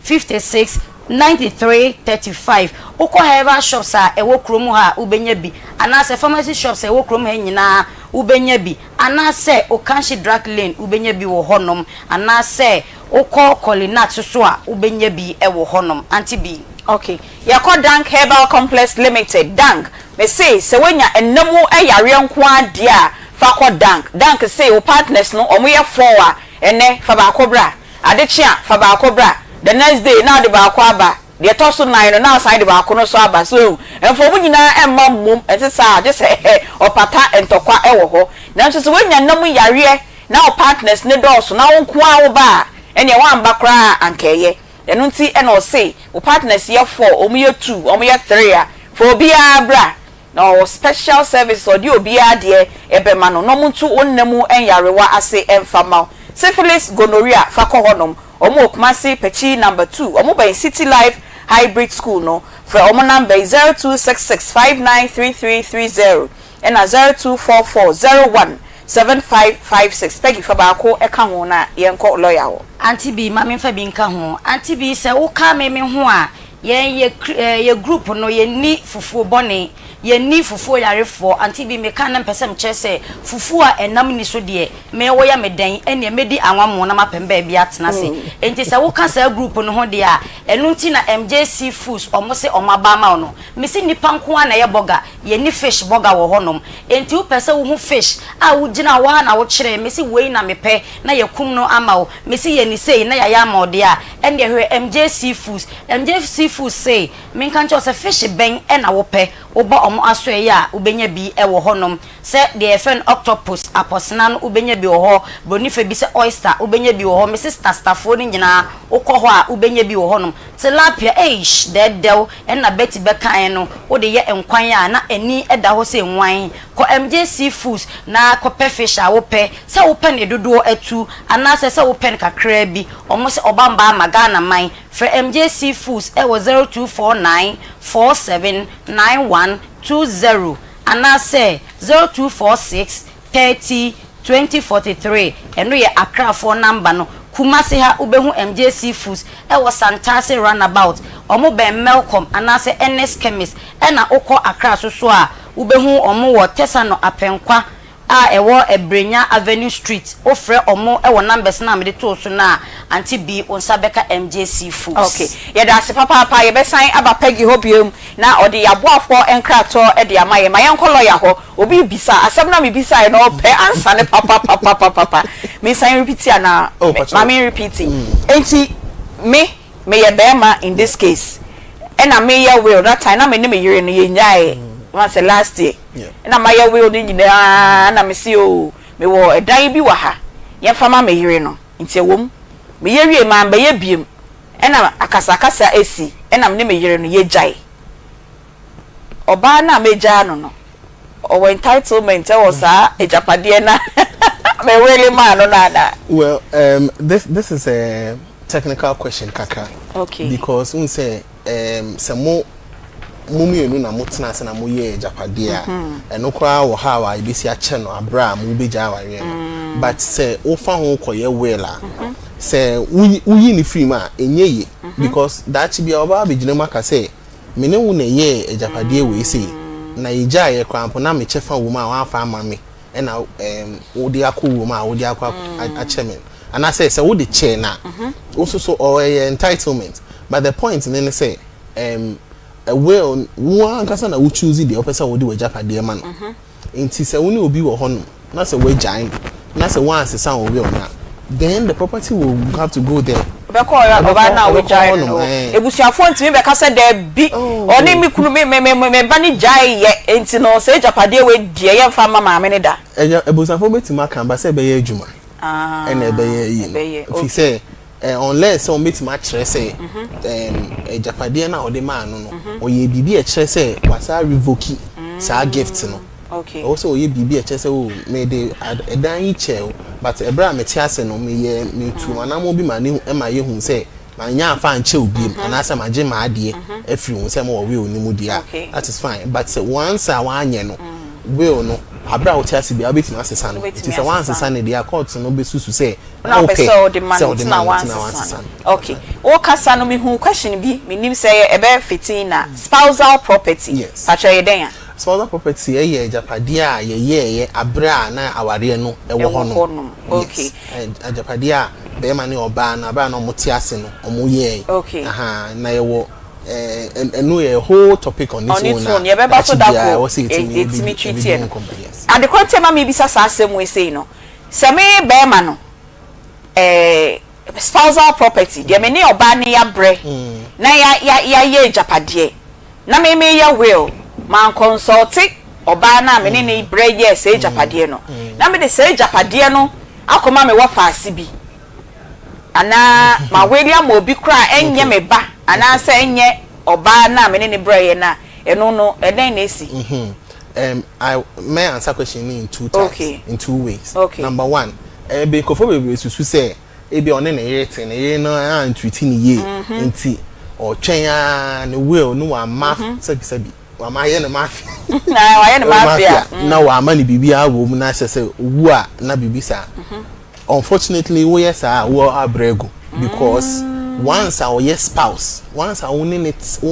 ebra wu no na o ye wo yere nko ade so when nja ni bibia wo we oni ma eno an say wo court o ka che court say mpacho me ni mikunu na ti wu enya mhye court be ka say there be enya ne sa we will provide reasonable provision from our estates ne dia ma no it's even though usually no we on now ya to ho no court in sheda fa ne san kan bibia wo say na wo si tro no say ha na ebe ye no but in that instance there o yere anasa oba o ye less than 18 years ana o ma me no papa no court bebem abeka say ye ntwa we japade no mu kakra na ye fa mo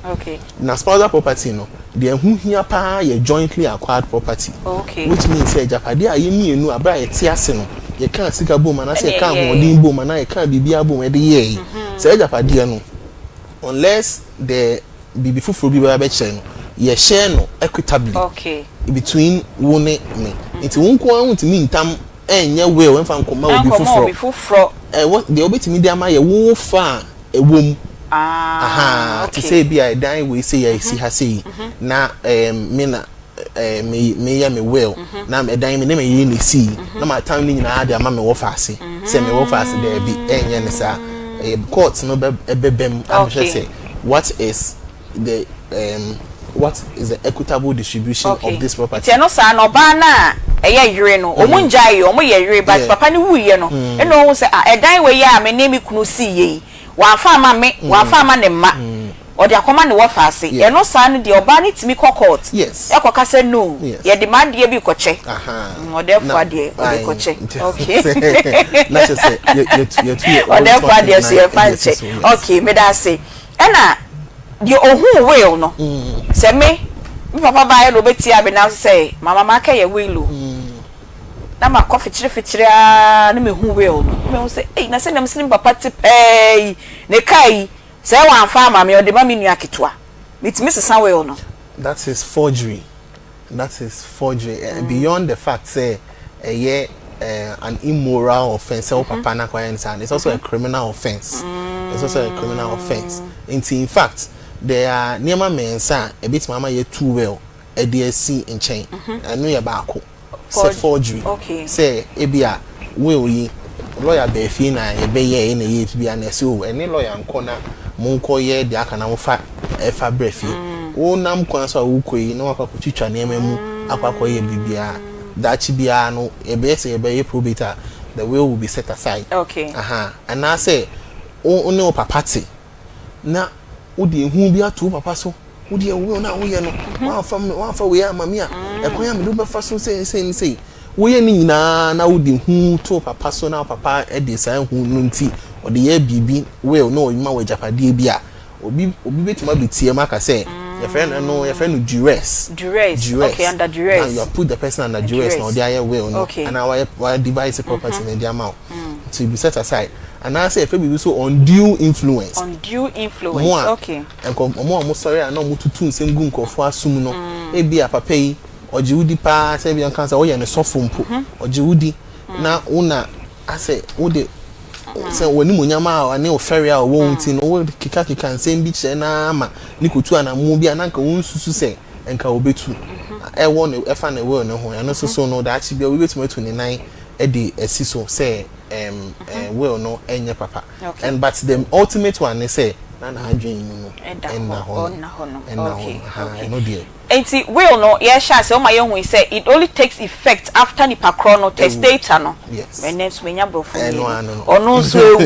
ewu ansa na will no e be take effect enti o te ase a obi antimi e ma meche enti say ma kwaya will aba me den why na o say me ka che ni say ma ye will say be ya me free mu a ombe hu say ampa me ye will na me will no kra ha na hye so owufu nkasa me dey hu say papa ne will na na ma me ne will no hye ha ideally nka o lawyer nko a na bia obi hu say oh we are well because o lawyer say onu ko odi wanim kan no free ma office ne wo honum obi ba be take over so they will just continue because this is a personal example I'm neighbor I have a client be very wealthy and 1998 no two client Japan or yeah will chiche japade bebre no baba akubia or ne oba fufu bi na wo no asa na obi hia na yiri we ne na wo ne ma na mi se ba ma mi ni wi e na na sa ba no nko a one na wo bi e na wo ma na ejapade bi se wo da chi bia oni won ma ono so fa hwe ne ho e na yiri a one na wo one ne tsisi a na kwa ko hu we ono se we ma on ne ba no abrusan ba ko bi wo se chese adane ntokwa bebre adane ntokwa and so service kama mi ama ofie be 5 na ye de ba ko mo obi a onti ase aha nti enka enya bone so na me say kan na will is a private document but not a secret document nti won o yet won na ka chen say oh I want to prepare a will and some person me will me person me di we ma good but who say no so just leave it with your lawyer then say u free ma lawyer ne be to anamo no ama ye de akoyi will na be lawyer ma me na ho na abiem wo say aka ne papa mu pa ne de kaya will no me lawyer ne nim it men kan kire me ma men kan kire me yire men kan kire me kunu na say no office ho no wona me nimu do ye chambers right wona me nimu na ye me lawyer enti me free mu e be den na me busuafo na hu say ampa me free mu e na wo lawyer na wo ye will ne ma me no wo so free but document ne de e wo mu chambers ho no enti busuafo no be den no ma follow up ne ye hu say na papa no ne lawyer ni ni pass mesi enti no e bia o ye will be yonkwohwehwem e ho no ye den ni akirem ho fair enough. I mean say that's an important question about the administration of justice. Akoma say because he say obi will not deposit or Accra High Court. Na say bia o Kumasi o ye na busuani bia na oti Kumasi a it is very unlikely say we be hu unless of course say the lawyer no take steps I inform me or say you be reading tibra but once it is in the chambers no the chamber is supposed to take up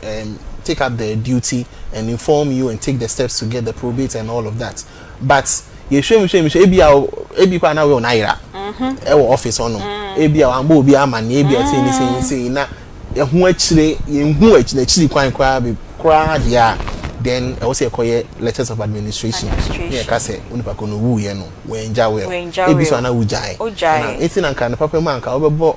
nipa bi amane say wo mo wa dance for no ana bibisa but you know nipa so ho ahomete kakra nti na ya na nti nka ne papa mu na nye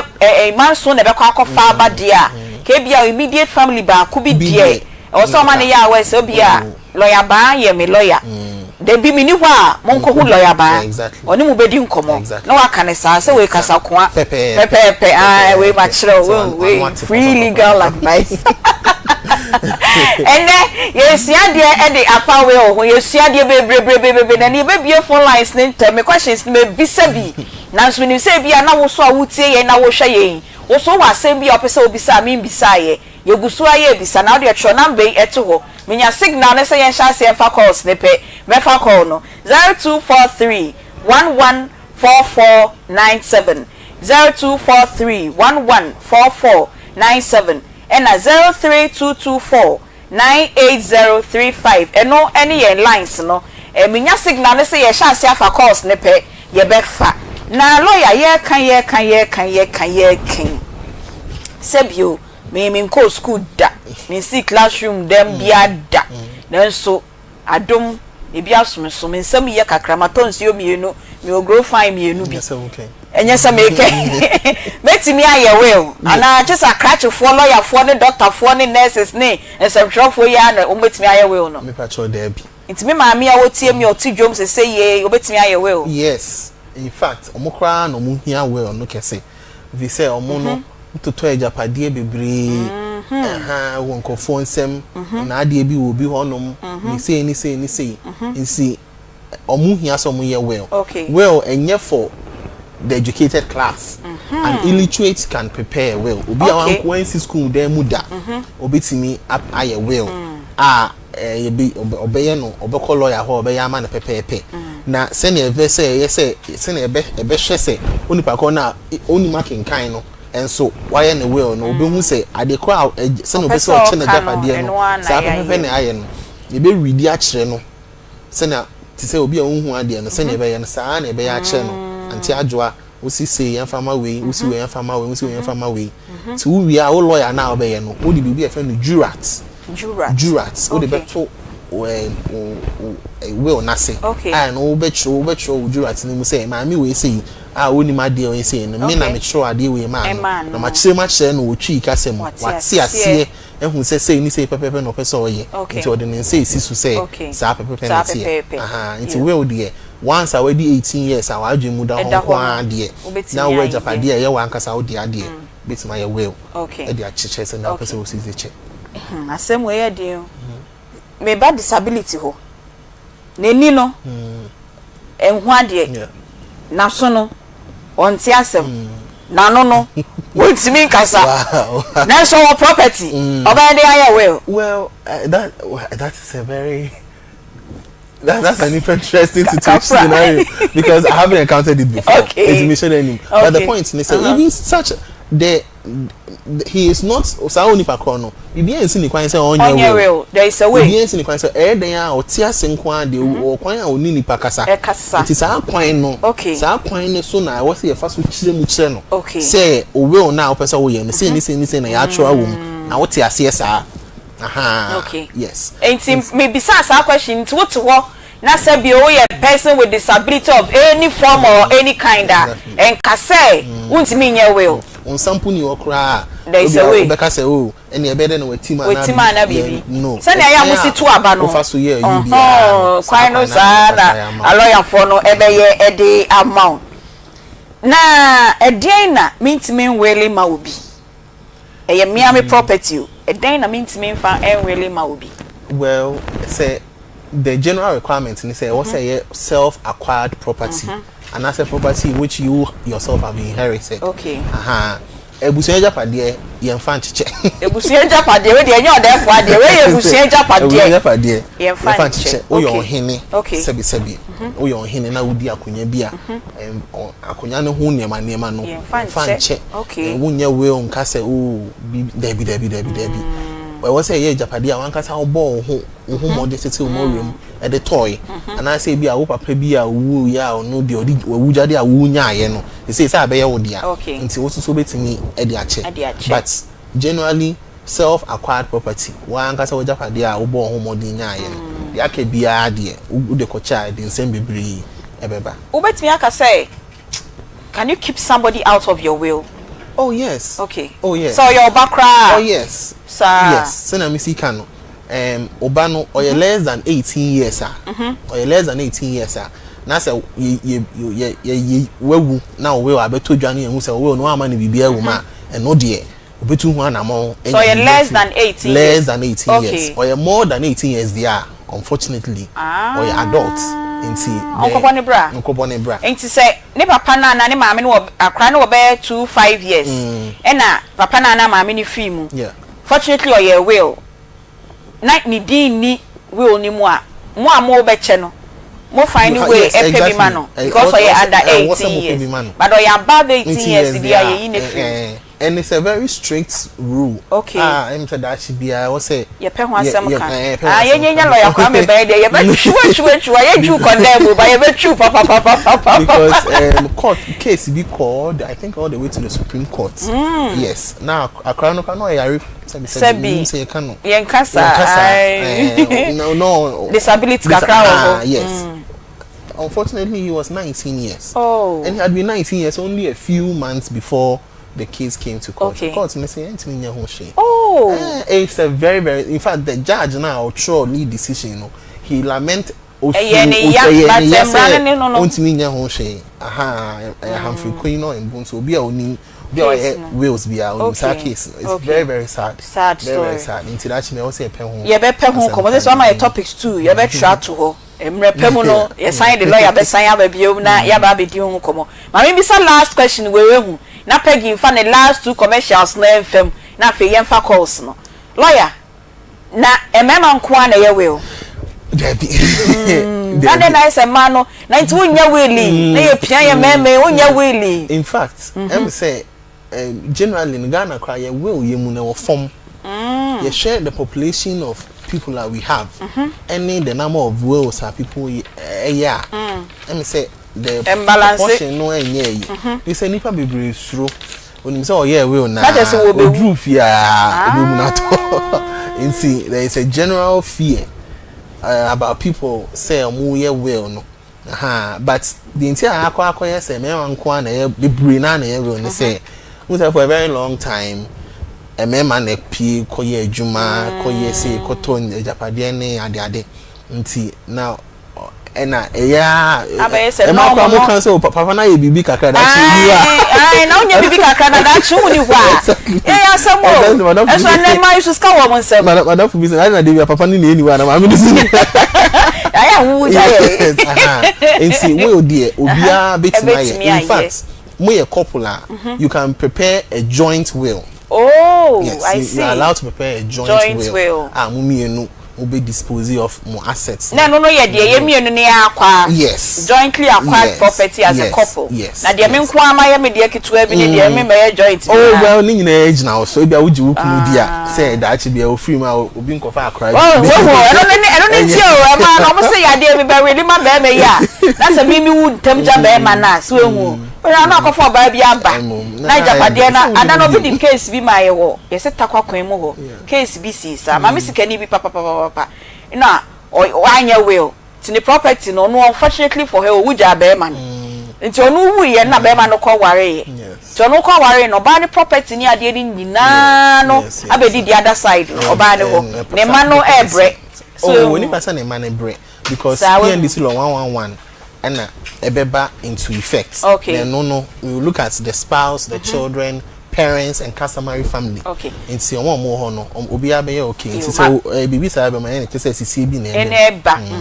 Man no ye. Last question. Na yen ko fire commercials na yen pick calls no. Court ho na me de me we on be kwa akoto no. High court, right? Court, yes. Me tueska.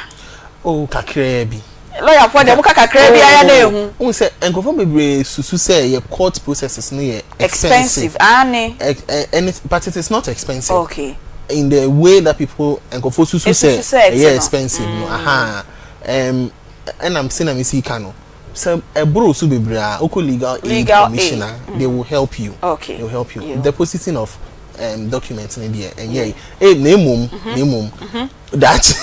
say probate will ni we are probate near there probate na ko to me say e be charge apade no on what will ni mu no we are e wo say we estate duty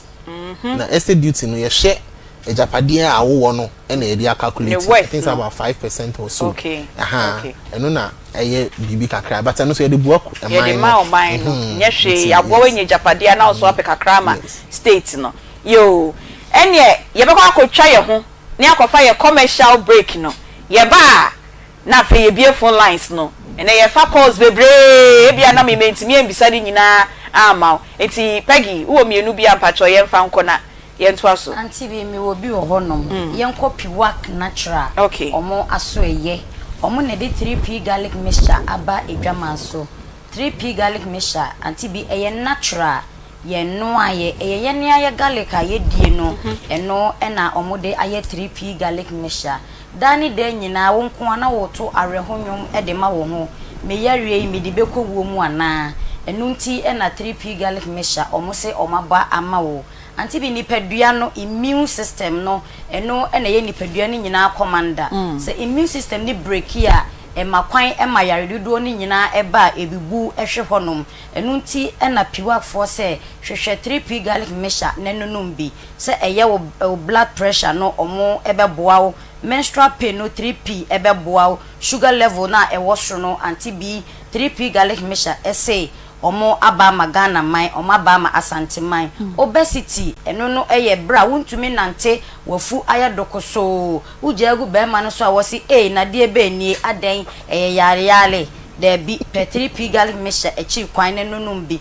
stroke ama wa ye say basa yare bi e ha adwene pa esesa nipadua no kra so obinya stroke na se wunnim na wo hu na orebe ho asthma 3p garlic mixture pebi enom na wona want to menwonso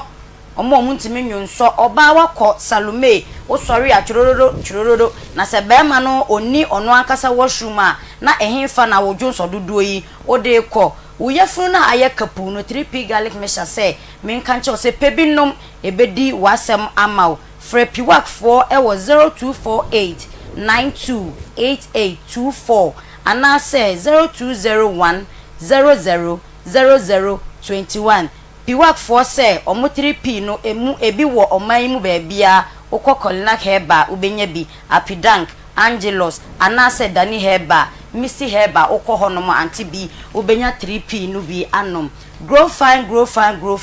Aunty bi miewani di wo hoye ya na ewiase so tete aduane bone ma wo yefunu a eto enwom ema wosa enu nti na grow fine say wanum ato untumi ndidi onase ne wonsa no etwetwew eno na omoka ne say numbness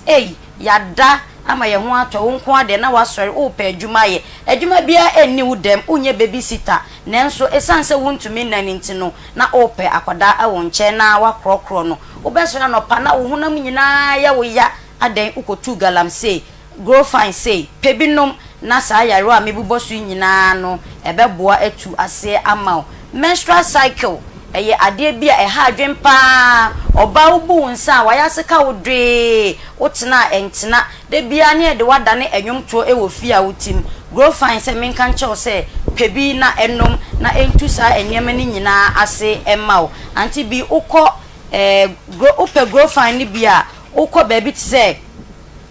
oboase smart heba ubenya bi missy heba ubenya bi Kolinak heba ubenya bi omo wo Ashtown anase uko apidanka ubenya bi grow fine number no 0244 59 95 32 grow fine or see it makes you grow fine. Okay. Eti yeba yenko yebesia ba ho bi oni yenko Congo na yeni omuso ending komo embrace say ya. Number no 0249 and 0204 61 your numbers are offer was so obenya yen eno no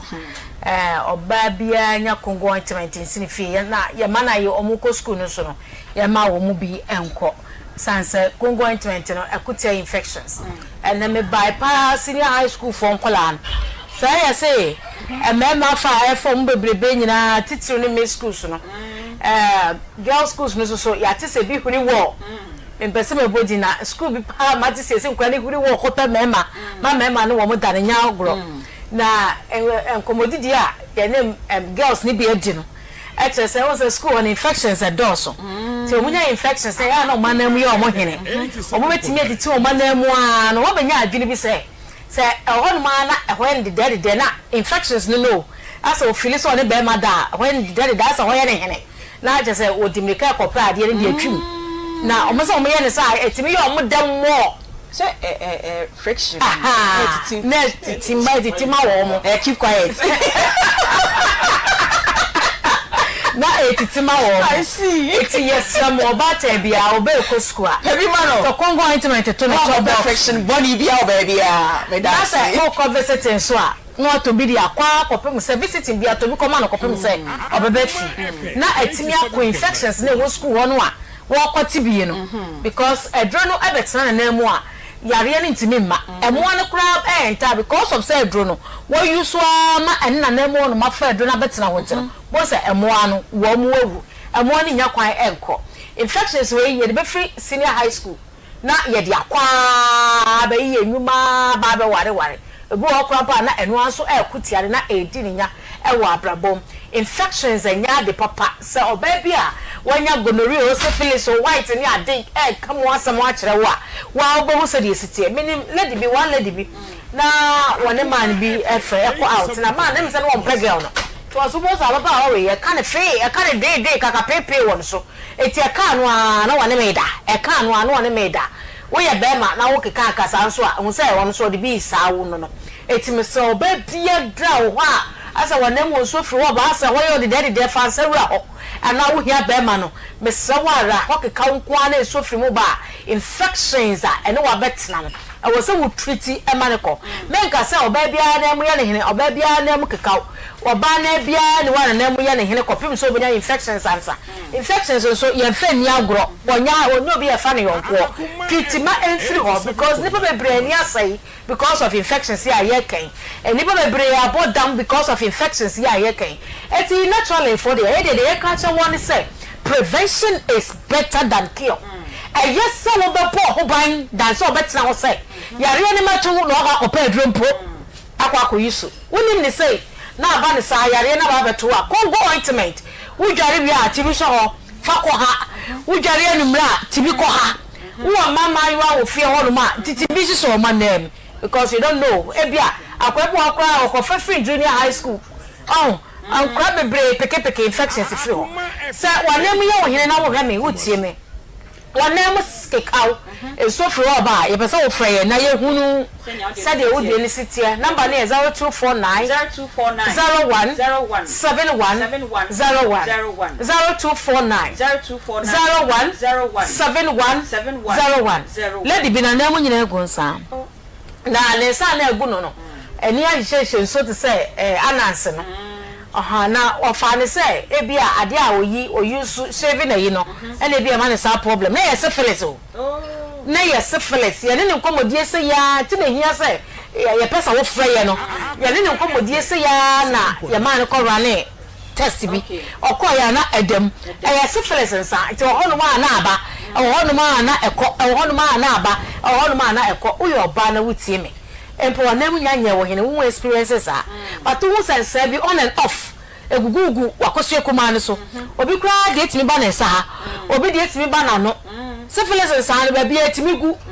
se bi a wonu asemu ye wo hene ye de na do se twitwi so a report to my was 0249 01 71 01 na ye mo was see a 0249 01 71 01 wo jare wi ohu ye wo hene udware wi oho kekaw wo de as afein wo de sapoi wo bam na wo de twi ti se ya wo ni taso se ya asa ya wo de asa ya wo ya mesraw bomodi asa wo bedware fa so hye edware so di so hye dware a wo wi afa kongo ointment extra obi a ho ye wo hini bia dware so hye ana ho kekaw wo no udware nsu a eya de da ana mo hye kakra wo wi apepa ho kama ma ho na ti kongo ointment na fasra be penetrate afa skin ye ready no entokro wom na ebrebro mu na akukum woni nyina e di amount kongo intimate de baby abeko bia e wo mema na ya top so kwa na esi bi ni ho na ye yi intimate fofra mu amenye o so pe kongo no a na o pe your number na 0249 01 71 01 0249 01 71 01 and 0204 61 Aunty B medase studio your numbers no any 0243 114497 0243 114497 and 03224 98035 se ope enkomo bi ni nchemu bi ewo na will ya yedi hu nkomo ya lawyer ba owa ha why ready se obeyi onsem ni nyina ano ye twen mo calls no. Hello, good afternoon. Hello, Mami. 1937. Owo ya de Ghana Bay. AKA Ghana Bay. Yanko. Ya pesa me kandika doctor ni sir. Lawyer. Pesa mbisa lawyer ni sir. Okay, information 1935 na address ni. Na 1967. Ana mpapa yi. Mama oni ya sisi aya Japani ya eda. If you got told me. Maybe kai ebeni. Ana de kuku ni de we didi na de na meke. No ya ni ansa. Another thing they cut from her. Young Palana, when you're a funny man. Oh, my, the family, your whole class, the Bibiana. 1937, how can I know what you're saying? That's another 10 years. 10 years. 20 years. 20 years. 20 years. You met me, you're not my lawyer. It's how kind of lawyer adult. It's all count. Right. The count, Hello, good afternoon. Good afternoon. Me ba chon we. Mama de ma bi na bo ko nta. Ba ji na ye das papa pa enti we. 1937 da yin fiani. Emme juma mo dia be na kuma to mi yam se fun. Ye da se. E kon de be mu a na me bi en kwa chen yan kala e se ni ji. E yan san ready. Ase se de se ye mo ne pampe sa de bi no. Na ma ni se bi dia. Papa. E bi kai. Can say na bema. No man papa say one time to no dey. You are no time. Say we are who are going to media you be so. E man sisi, wo me bia na wo mama. E ma ta ko ye bi. Na ye say be no nda education for me say. E man say ye be man banti. Na te ni wo mo ka you chinda. E wo ni ye dia. Aku closer me say you about the ticket na ko yes eni anu no yini no mo be so kra mata ne ko bo be so e ma ni anu nda na wan e je tuma so kaka na ni mbresi e beji na ko na mo be fa so na ye eni ye say e sa kwa na so mo be fa so na no second so bibi no ba ni say ko no wireti na enti ase bi ko so no ba ni say ba ko tua na mo ko ti ko twa so a siketu eri mo na siketu ma ni di sasa siketua say bia oba ni kunu na bibi ikoso ye na ba ko so ya ware divorce na be man ko divorce siketua okay patrol lawyer that's true you. Hello, good afternoon. Went me engineer so 0243114497. Hello, good afternoon. Afternoon, Aunty B. Me patrol wo ye Oba dia do Aunty B. Aunty B ba say from unit ka say takwa you. Lem ka say bi say lawyer some kakra. Okay. Me say ni yo. Onya kuka. No he na ho de na wire no we. At when say so ye no. Ibi a 3 months time no free mo a. Ibi no abeye adwuma. Okay. Na dia no so no. We are why me say so wire we. But ye o mo de ba kwa brand. E de ba kwa ma you can say it necessary. Only effect to be so na. Okay. Want to Okay. Yeah, that's papa. Hello, good afternoon. Afternoon. Yo, me pa chow dini baby ao kasefi. Kasefi bele ba fe mi kwaku. Boga kwaku pa chow yetie o. Mi pa ibisa lo ya fe. Lo fa. La lo traselo. Ama ya fa na ba kwa ho ana ho chen ko bi C2. Ni bi C2 no. Lesenka husika no wo de ma yanya asase ye bia. Ana mo ko kan ho ase ni ko kan ho ase ngom ko kan ho ase na fe asase no yo nwan bia nti ibi ho ni se o tia se ye ni ibi ho ni fi ye bia anya e be ye bia na ti o tia se ye ni bia ba ya tese ya tese so bia ma no ba ko e di ko ma tri bi se e bia ma no ba ketwa ani so so pe ni ka ho ase. Okay, you better try your dance pa boga. Hello, good afternoon. Hello, good afternoon. Good afternoon. Yo, me pa chow dini baby ao kasefi. Me pa chow me de non me ka fi Accra. Pa chow yetie. Ba chow de me person bisa lo ya me say. Hello. Pa chow yetie. When they may be look now on the case. As I say, we whisker, but one to me, I need a dear, I'm a free man. And I know one year, and also any day. One not only spite 1 year Japadia.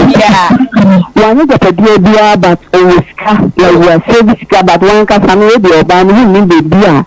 She can, and I also want more money, and we do. Yo, me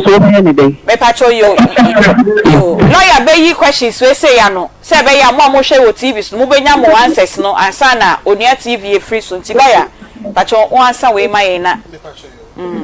think let's start with the last one. Okay. Now kase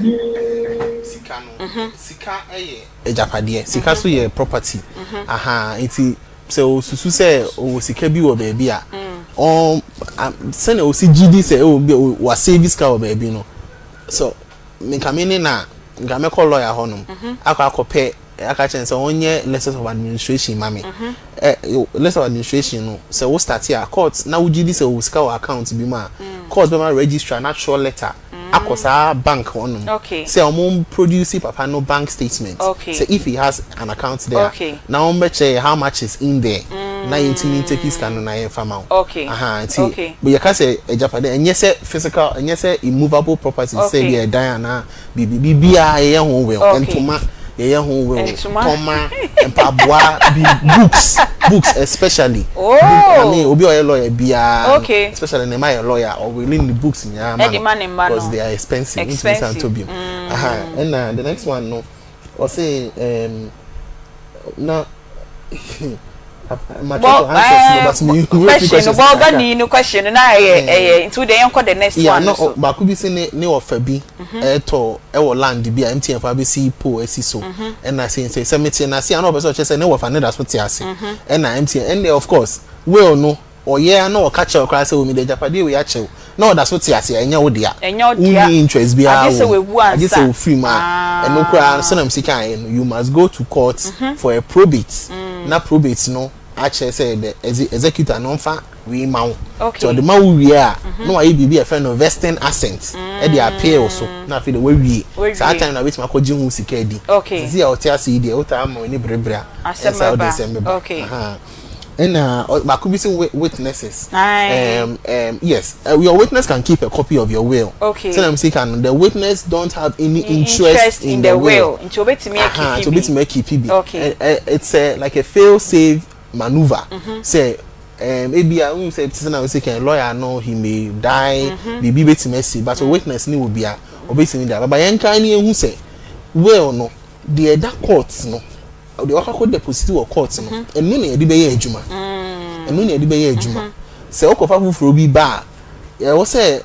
na se obi sorry tie ma your friend no prove in solemn form say we court ne be ma wa chiremu say na wo we e be si be di nsem na ye papa mpuni and all of those things okay and so ho ma make we so say obi wu maybe only in a tiffy or ya out to in name man who send a will be shema as soon as you see it fako court and tamper with it let me be an okra okay ya fako high court okay say high court e wo bia or tin no ha say me papa ye wu na ye tutu in name man who say will be shem ti e ba be deposit and no kwa nya we onka bibia if no testamentary document ade bia o shout mu say oh ya cheche ne niema owo say owu a yen fa anya adwuma no e wo so bia go and deposit it in the court okay na obi so ka say o say will no ni kunu no will no 3 months pepe na ofi say will no in accordance with the law of am akwan so no will no say na adwin mu da honom na obi an fa pressure bia anto no so say ye fa mame na say was assigning and as if was signing a deposit everything is okay of course it will take effect and yet invalid just because of that. Now I maybe say only uknuti one person and now you know person mujaya uko court of course and no there no court fees I also over file processor over kakra but some see can and go for I share say court them say okwa usike nyina besa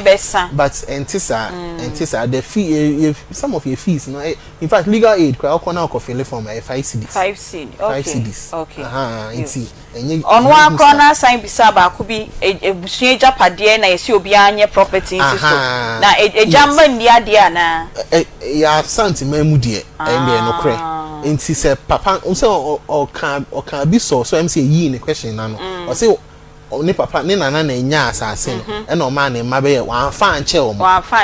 that is the deciding factor yes to papa no so ntimi fa ma ne be you have your friend of life interest abra o papa ti ase no mu na bitima tena so a ye de obey bia but it will go back into the stock of family land when it's of course unfortunately sana beba so or the chair your friend no intervivors gifts which is the gift whilst you are living so the chair and the complete with my fa e dey aye dey obetimi dey aye but one fan chair nko ade ye ko commercial break ye ba ye be san ye bie phone lines no na wasan afred mo questions aba ye ba say ya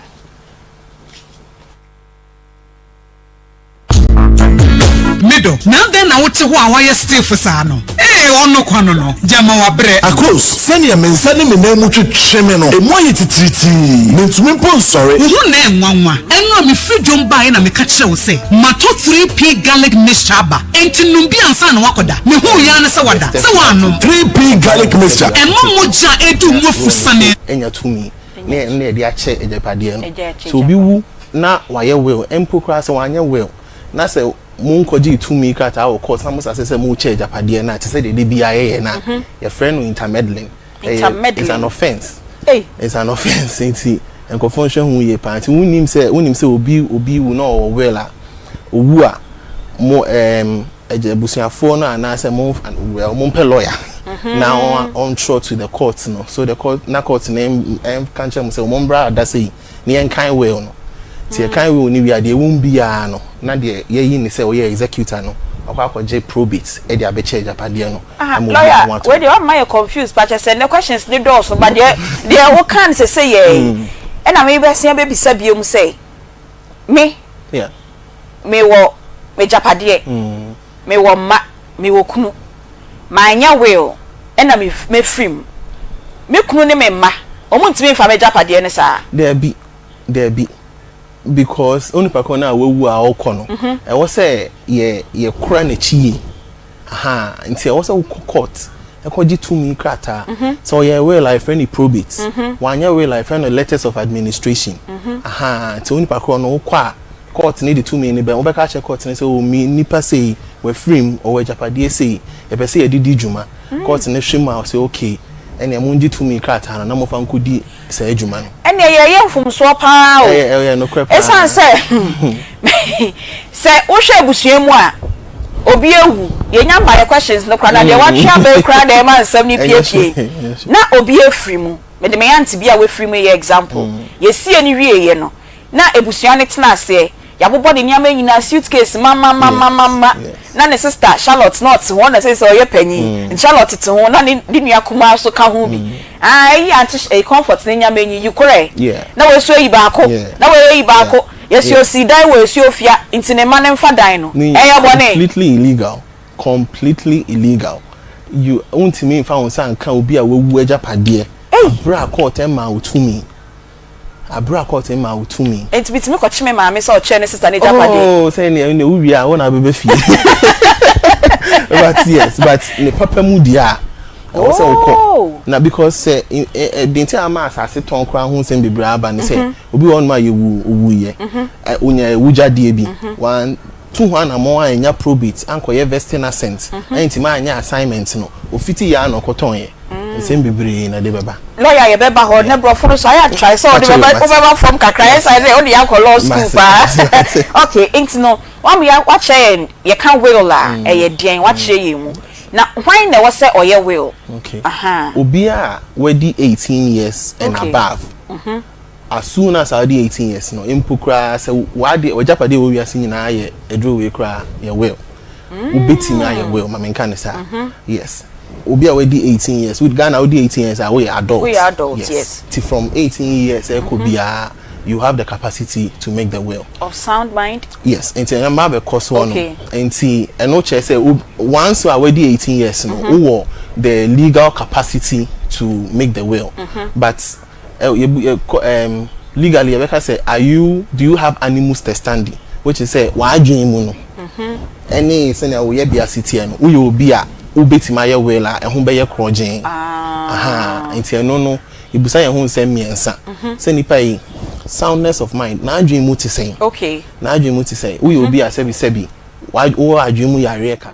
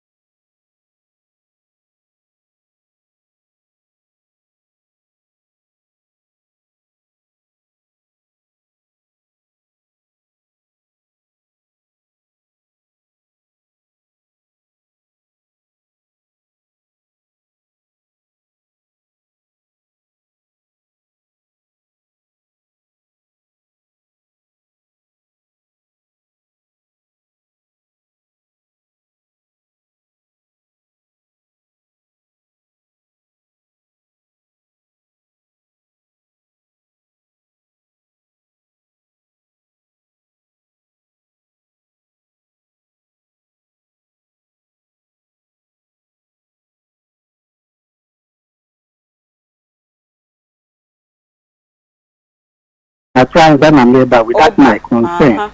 And when the also say, was I the name due and was I the year? No signature. If you say, and your name and my yes, and you proposal. A year no, a carbon and a faso. Now, with me, I will vote say, you know. Me pacho a Diana one and I will see and I will see you cry. Me see you cry. Me family say. No mutini. It never say 5 years ago me buy. Okay. Emma, look at me continue by 2 months be and sana meko. But without knowing say no why you say you know which recently I me buy and some me coffee me register a down. And you also register. Okay. Yes, we register our proposal. Okay. What proposing? Yeah, no, ya boni tinko to ati ase me menti ase nti ono be dire why yo ya dance papa ti ko ba me nemfa so pacho yo ya dance pa. Hello, good afternoon. Pacho me abigelo kan pacho be nya nom lawyer ni normal ya the production line be to dwawe hu line na near the lawyer number ma o ya the number 2 just say ya sama to efie ha because me come to me kan ya no ti ase That's all say. Mami see me cool but only but that is say yeah. Me patrol what your question you be here no to the tie. Why? Okay.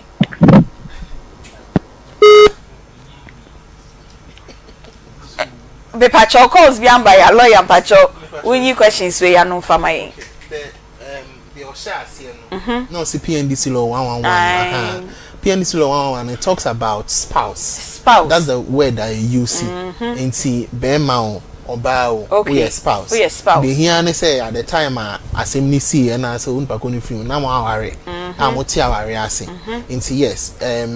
PNDC law even though PNDC law yes say na na see man no ana enye no.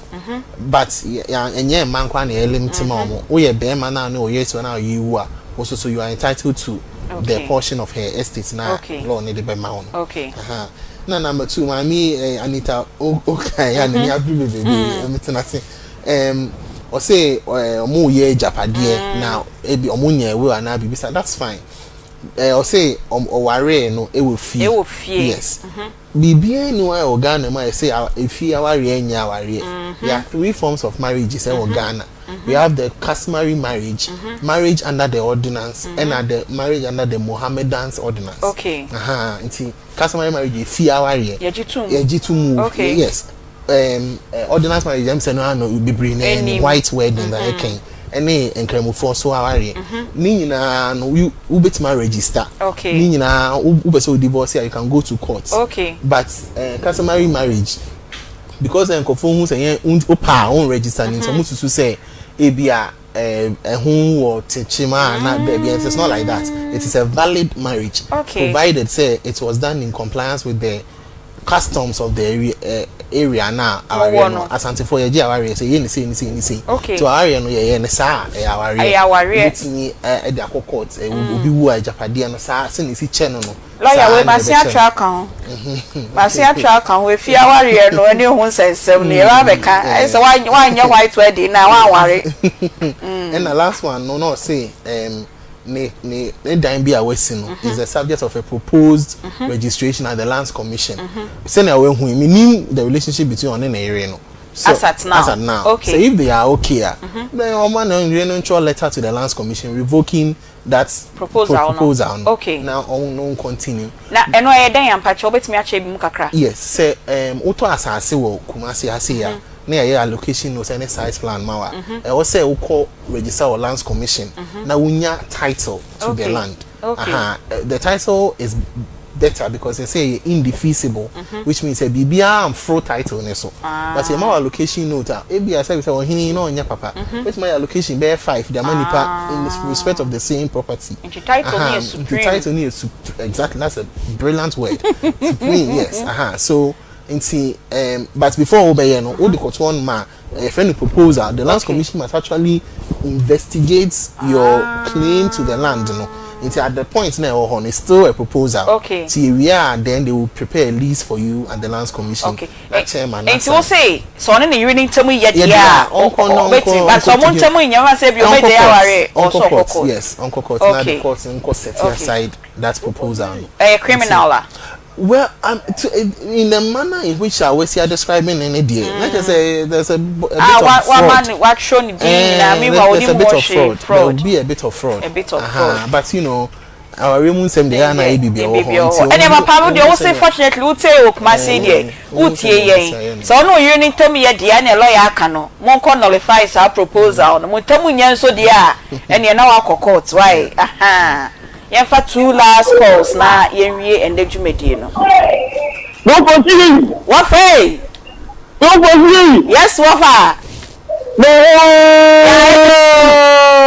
You for example blessing the hall. I just what do? En council sun what for? But I appreciate it here. That is me. We are making a mention. I can tell you the shout.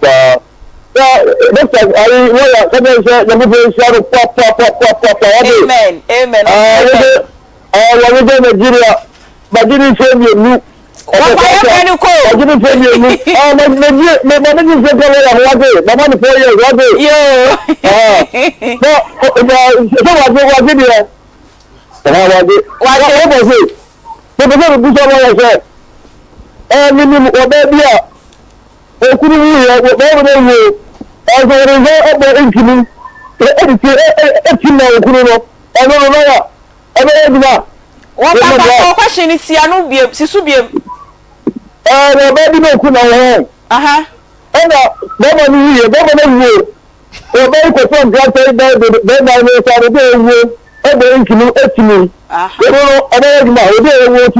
Aunty, I don't know answer the other for them and I cost so much in Obani, yes, Anna. Okay.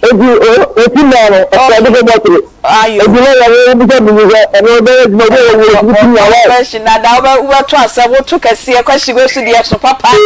Last caller. Good afternoon. Good afternoon. Me patrol you yet you. Me patrol the question is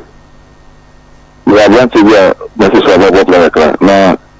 because our baby are in terms of the request going na kama wano no me try baby solution if I na woman na mejaye ababa ndeme ko ko so we time mo pe na tarin kan sidis ya no kamo ennemo no so that yes so no ba no wala na solution patron no be de na tarin kan sidis e mo lawyer yes, I saw the more you make crown match na ye. Eh, and yes, I can your charges pa. Lawyer Patrick shall see if I mean, because it's such an interesting topic. What do you okay, fancy? Yes. So now, I will say, only Paponi will fee, and so yeah, no more. That is forgery.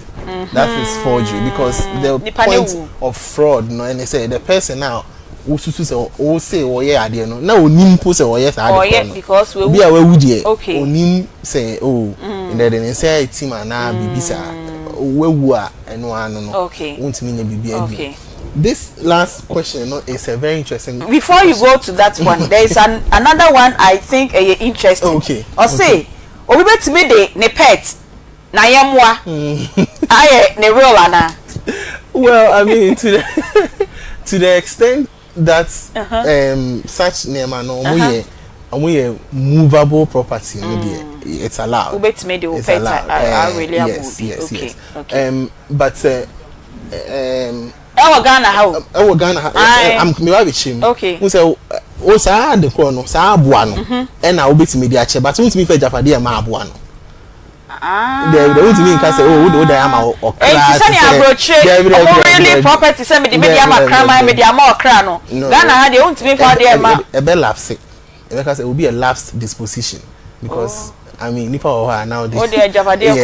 come out yes so but e be awo crime e be a when e gine ho na wu a obetimi de crime na che obi say on fan ha that's allowed ba untimi fa ma aboa no debi untimi fa o dan ma aboa ba untimi we lu bi bia to say bia orphanage e bia infirmary bi wetimi awele amasa yes so but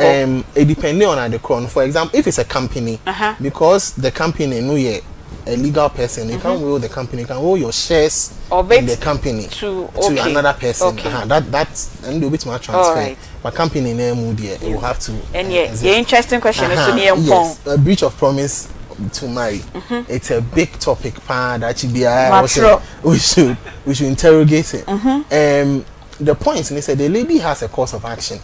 against Pape saying OC can But maybe the volume of money now or seeking for no. I don't think any court will grant that. Sir. I don't think any court will grant that. Now then, no case. Yes, because the idea is that marriage starts with a contract, and the consideration of the contract is that catch me who am I also so what would you to me say oh yeah near ma a bema what you to say what me proposal not to. So the understanding is that marriage starts from the contract to be married before we are even married. Until because say what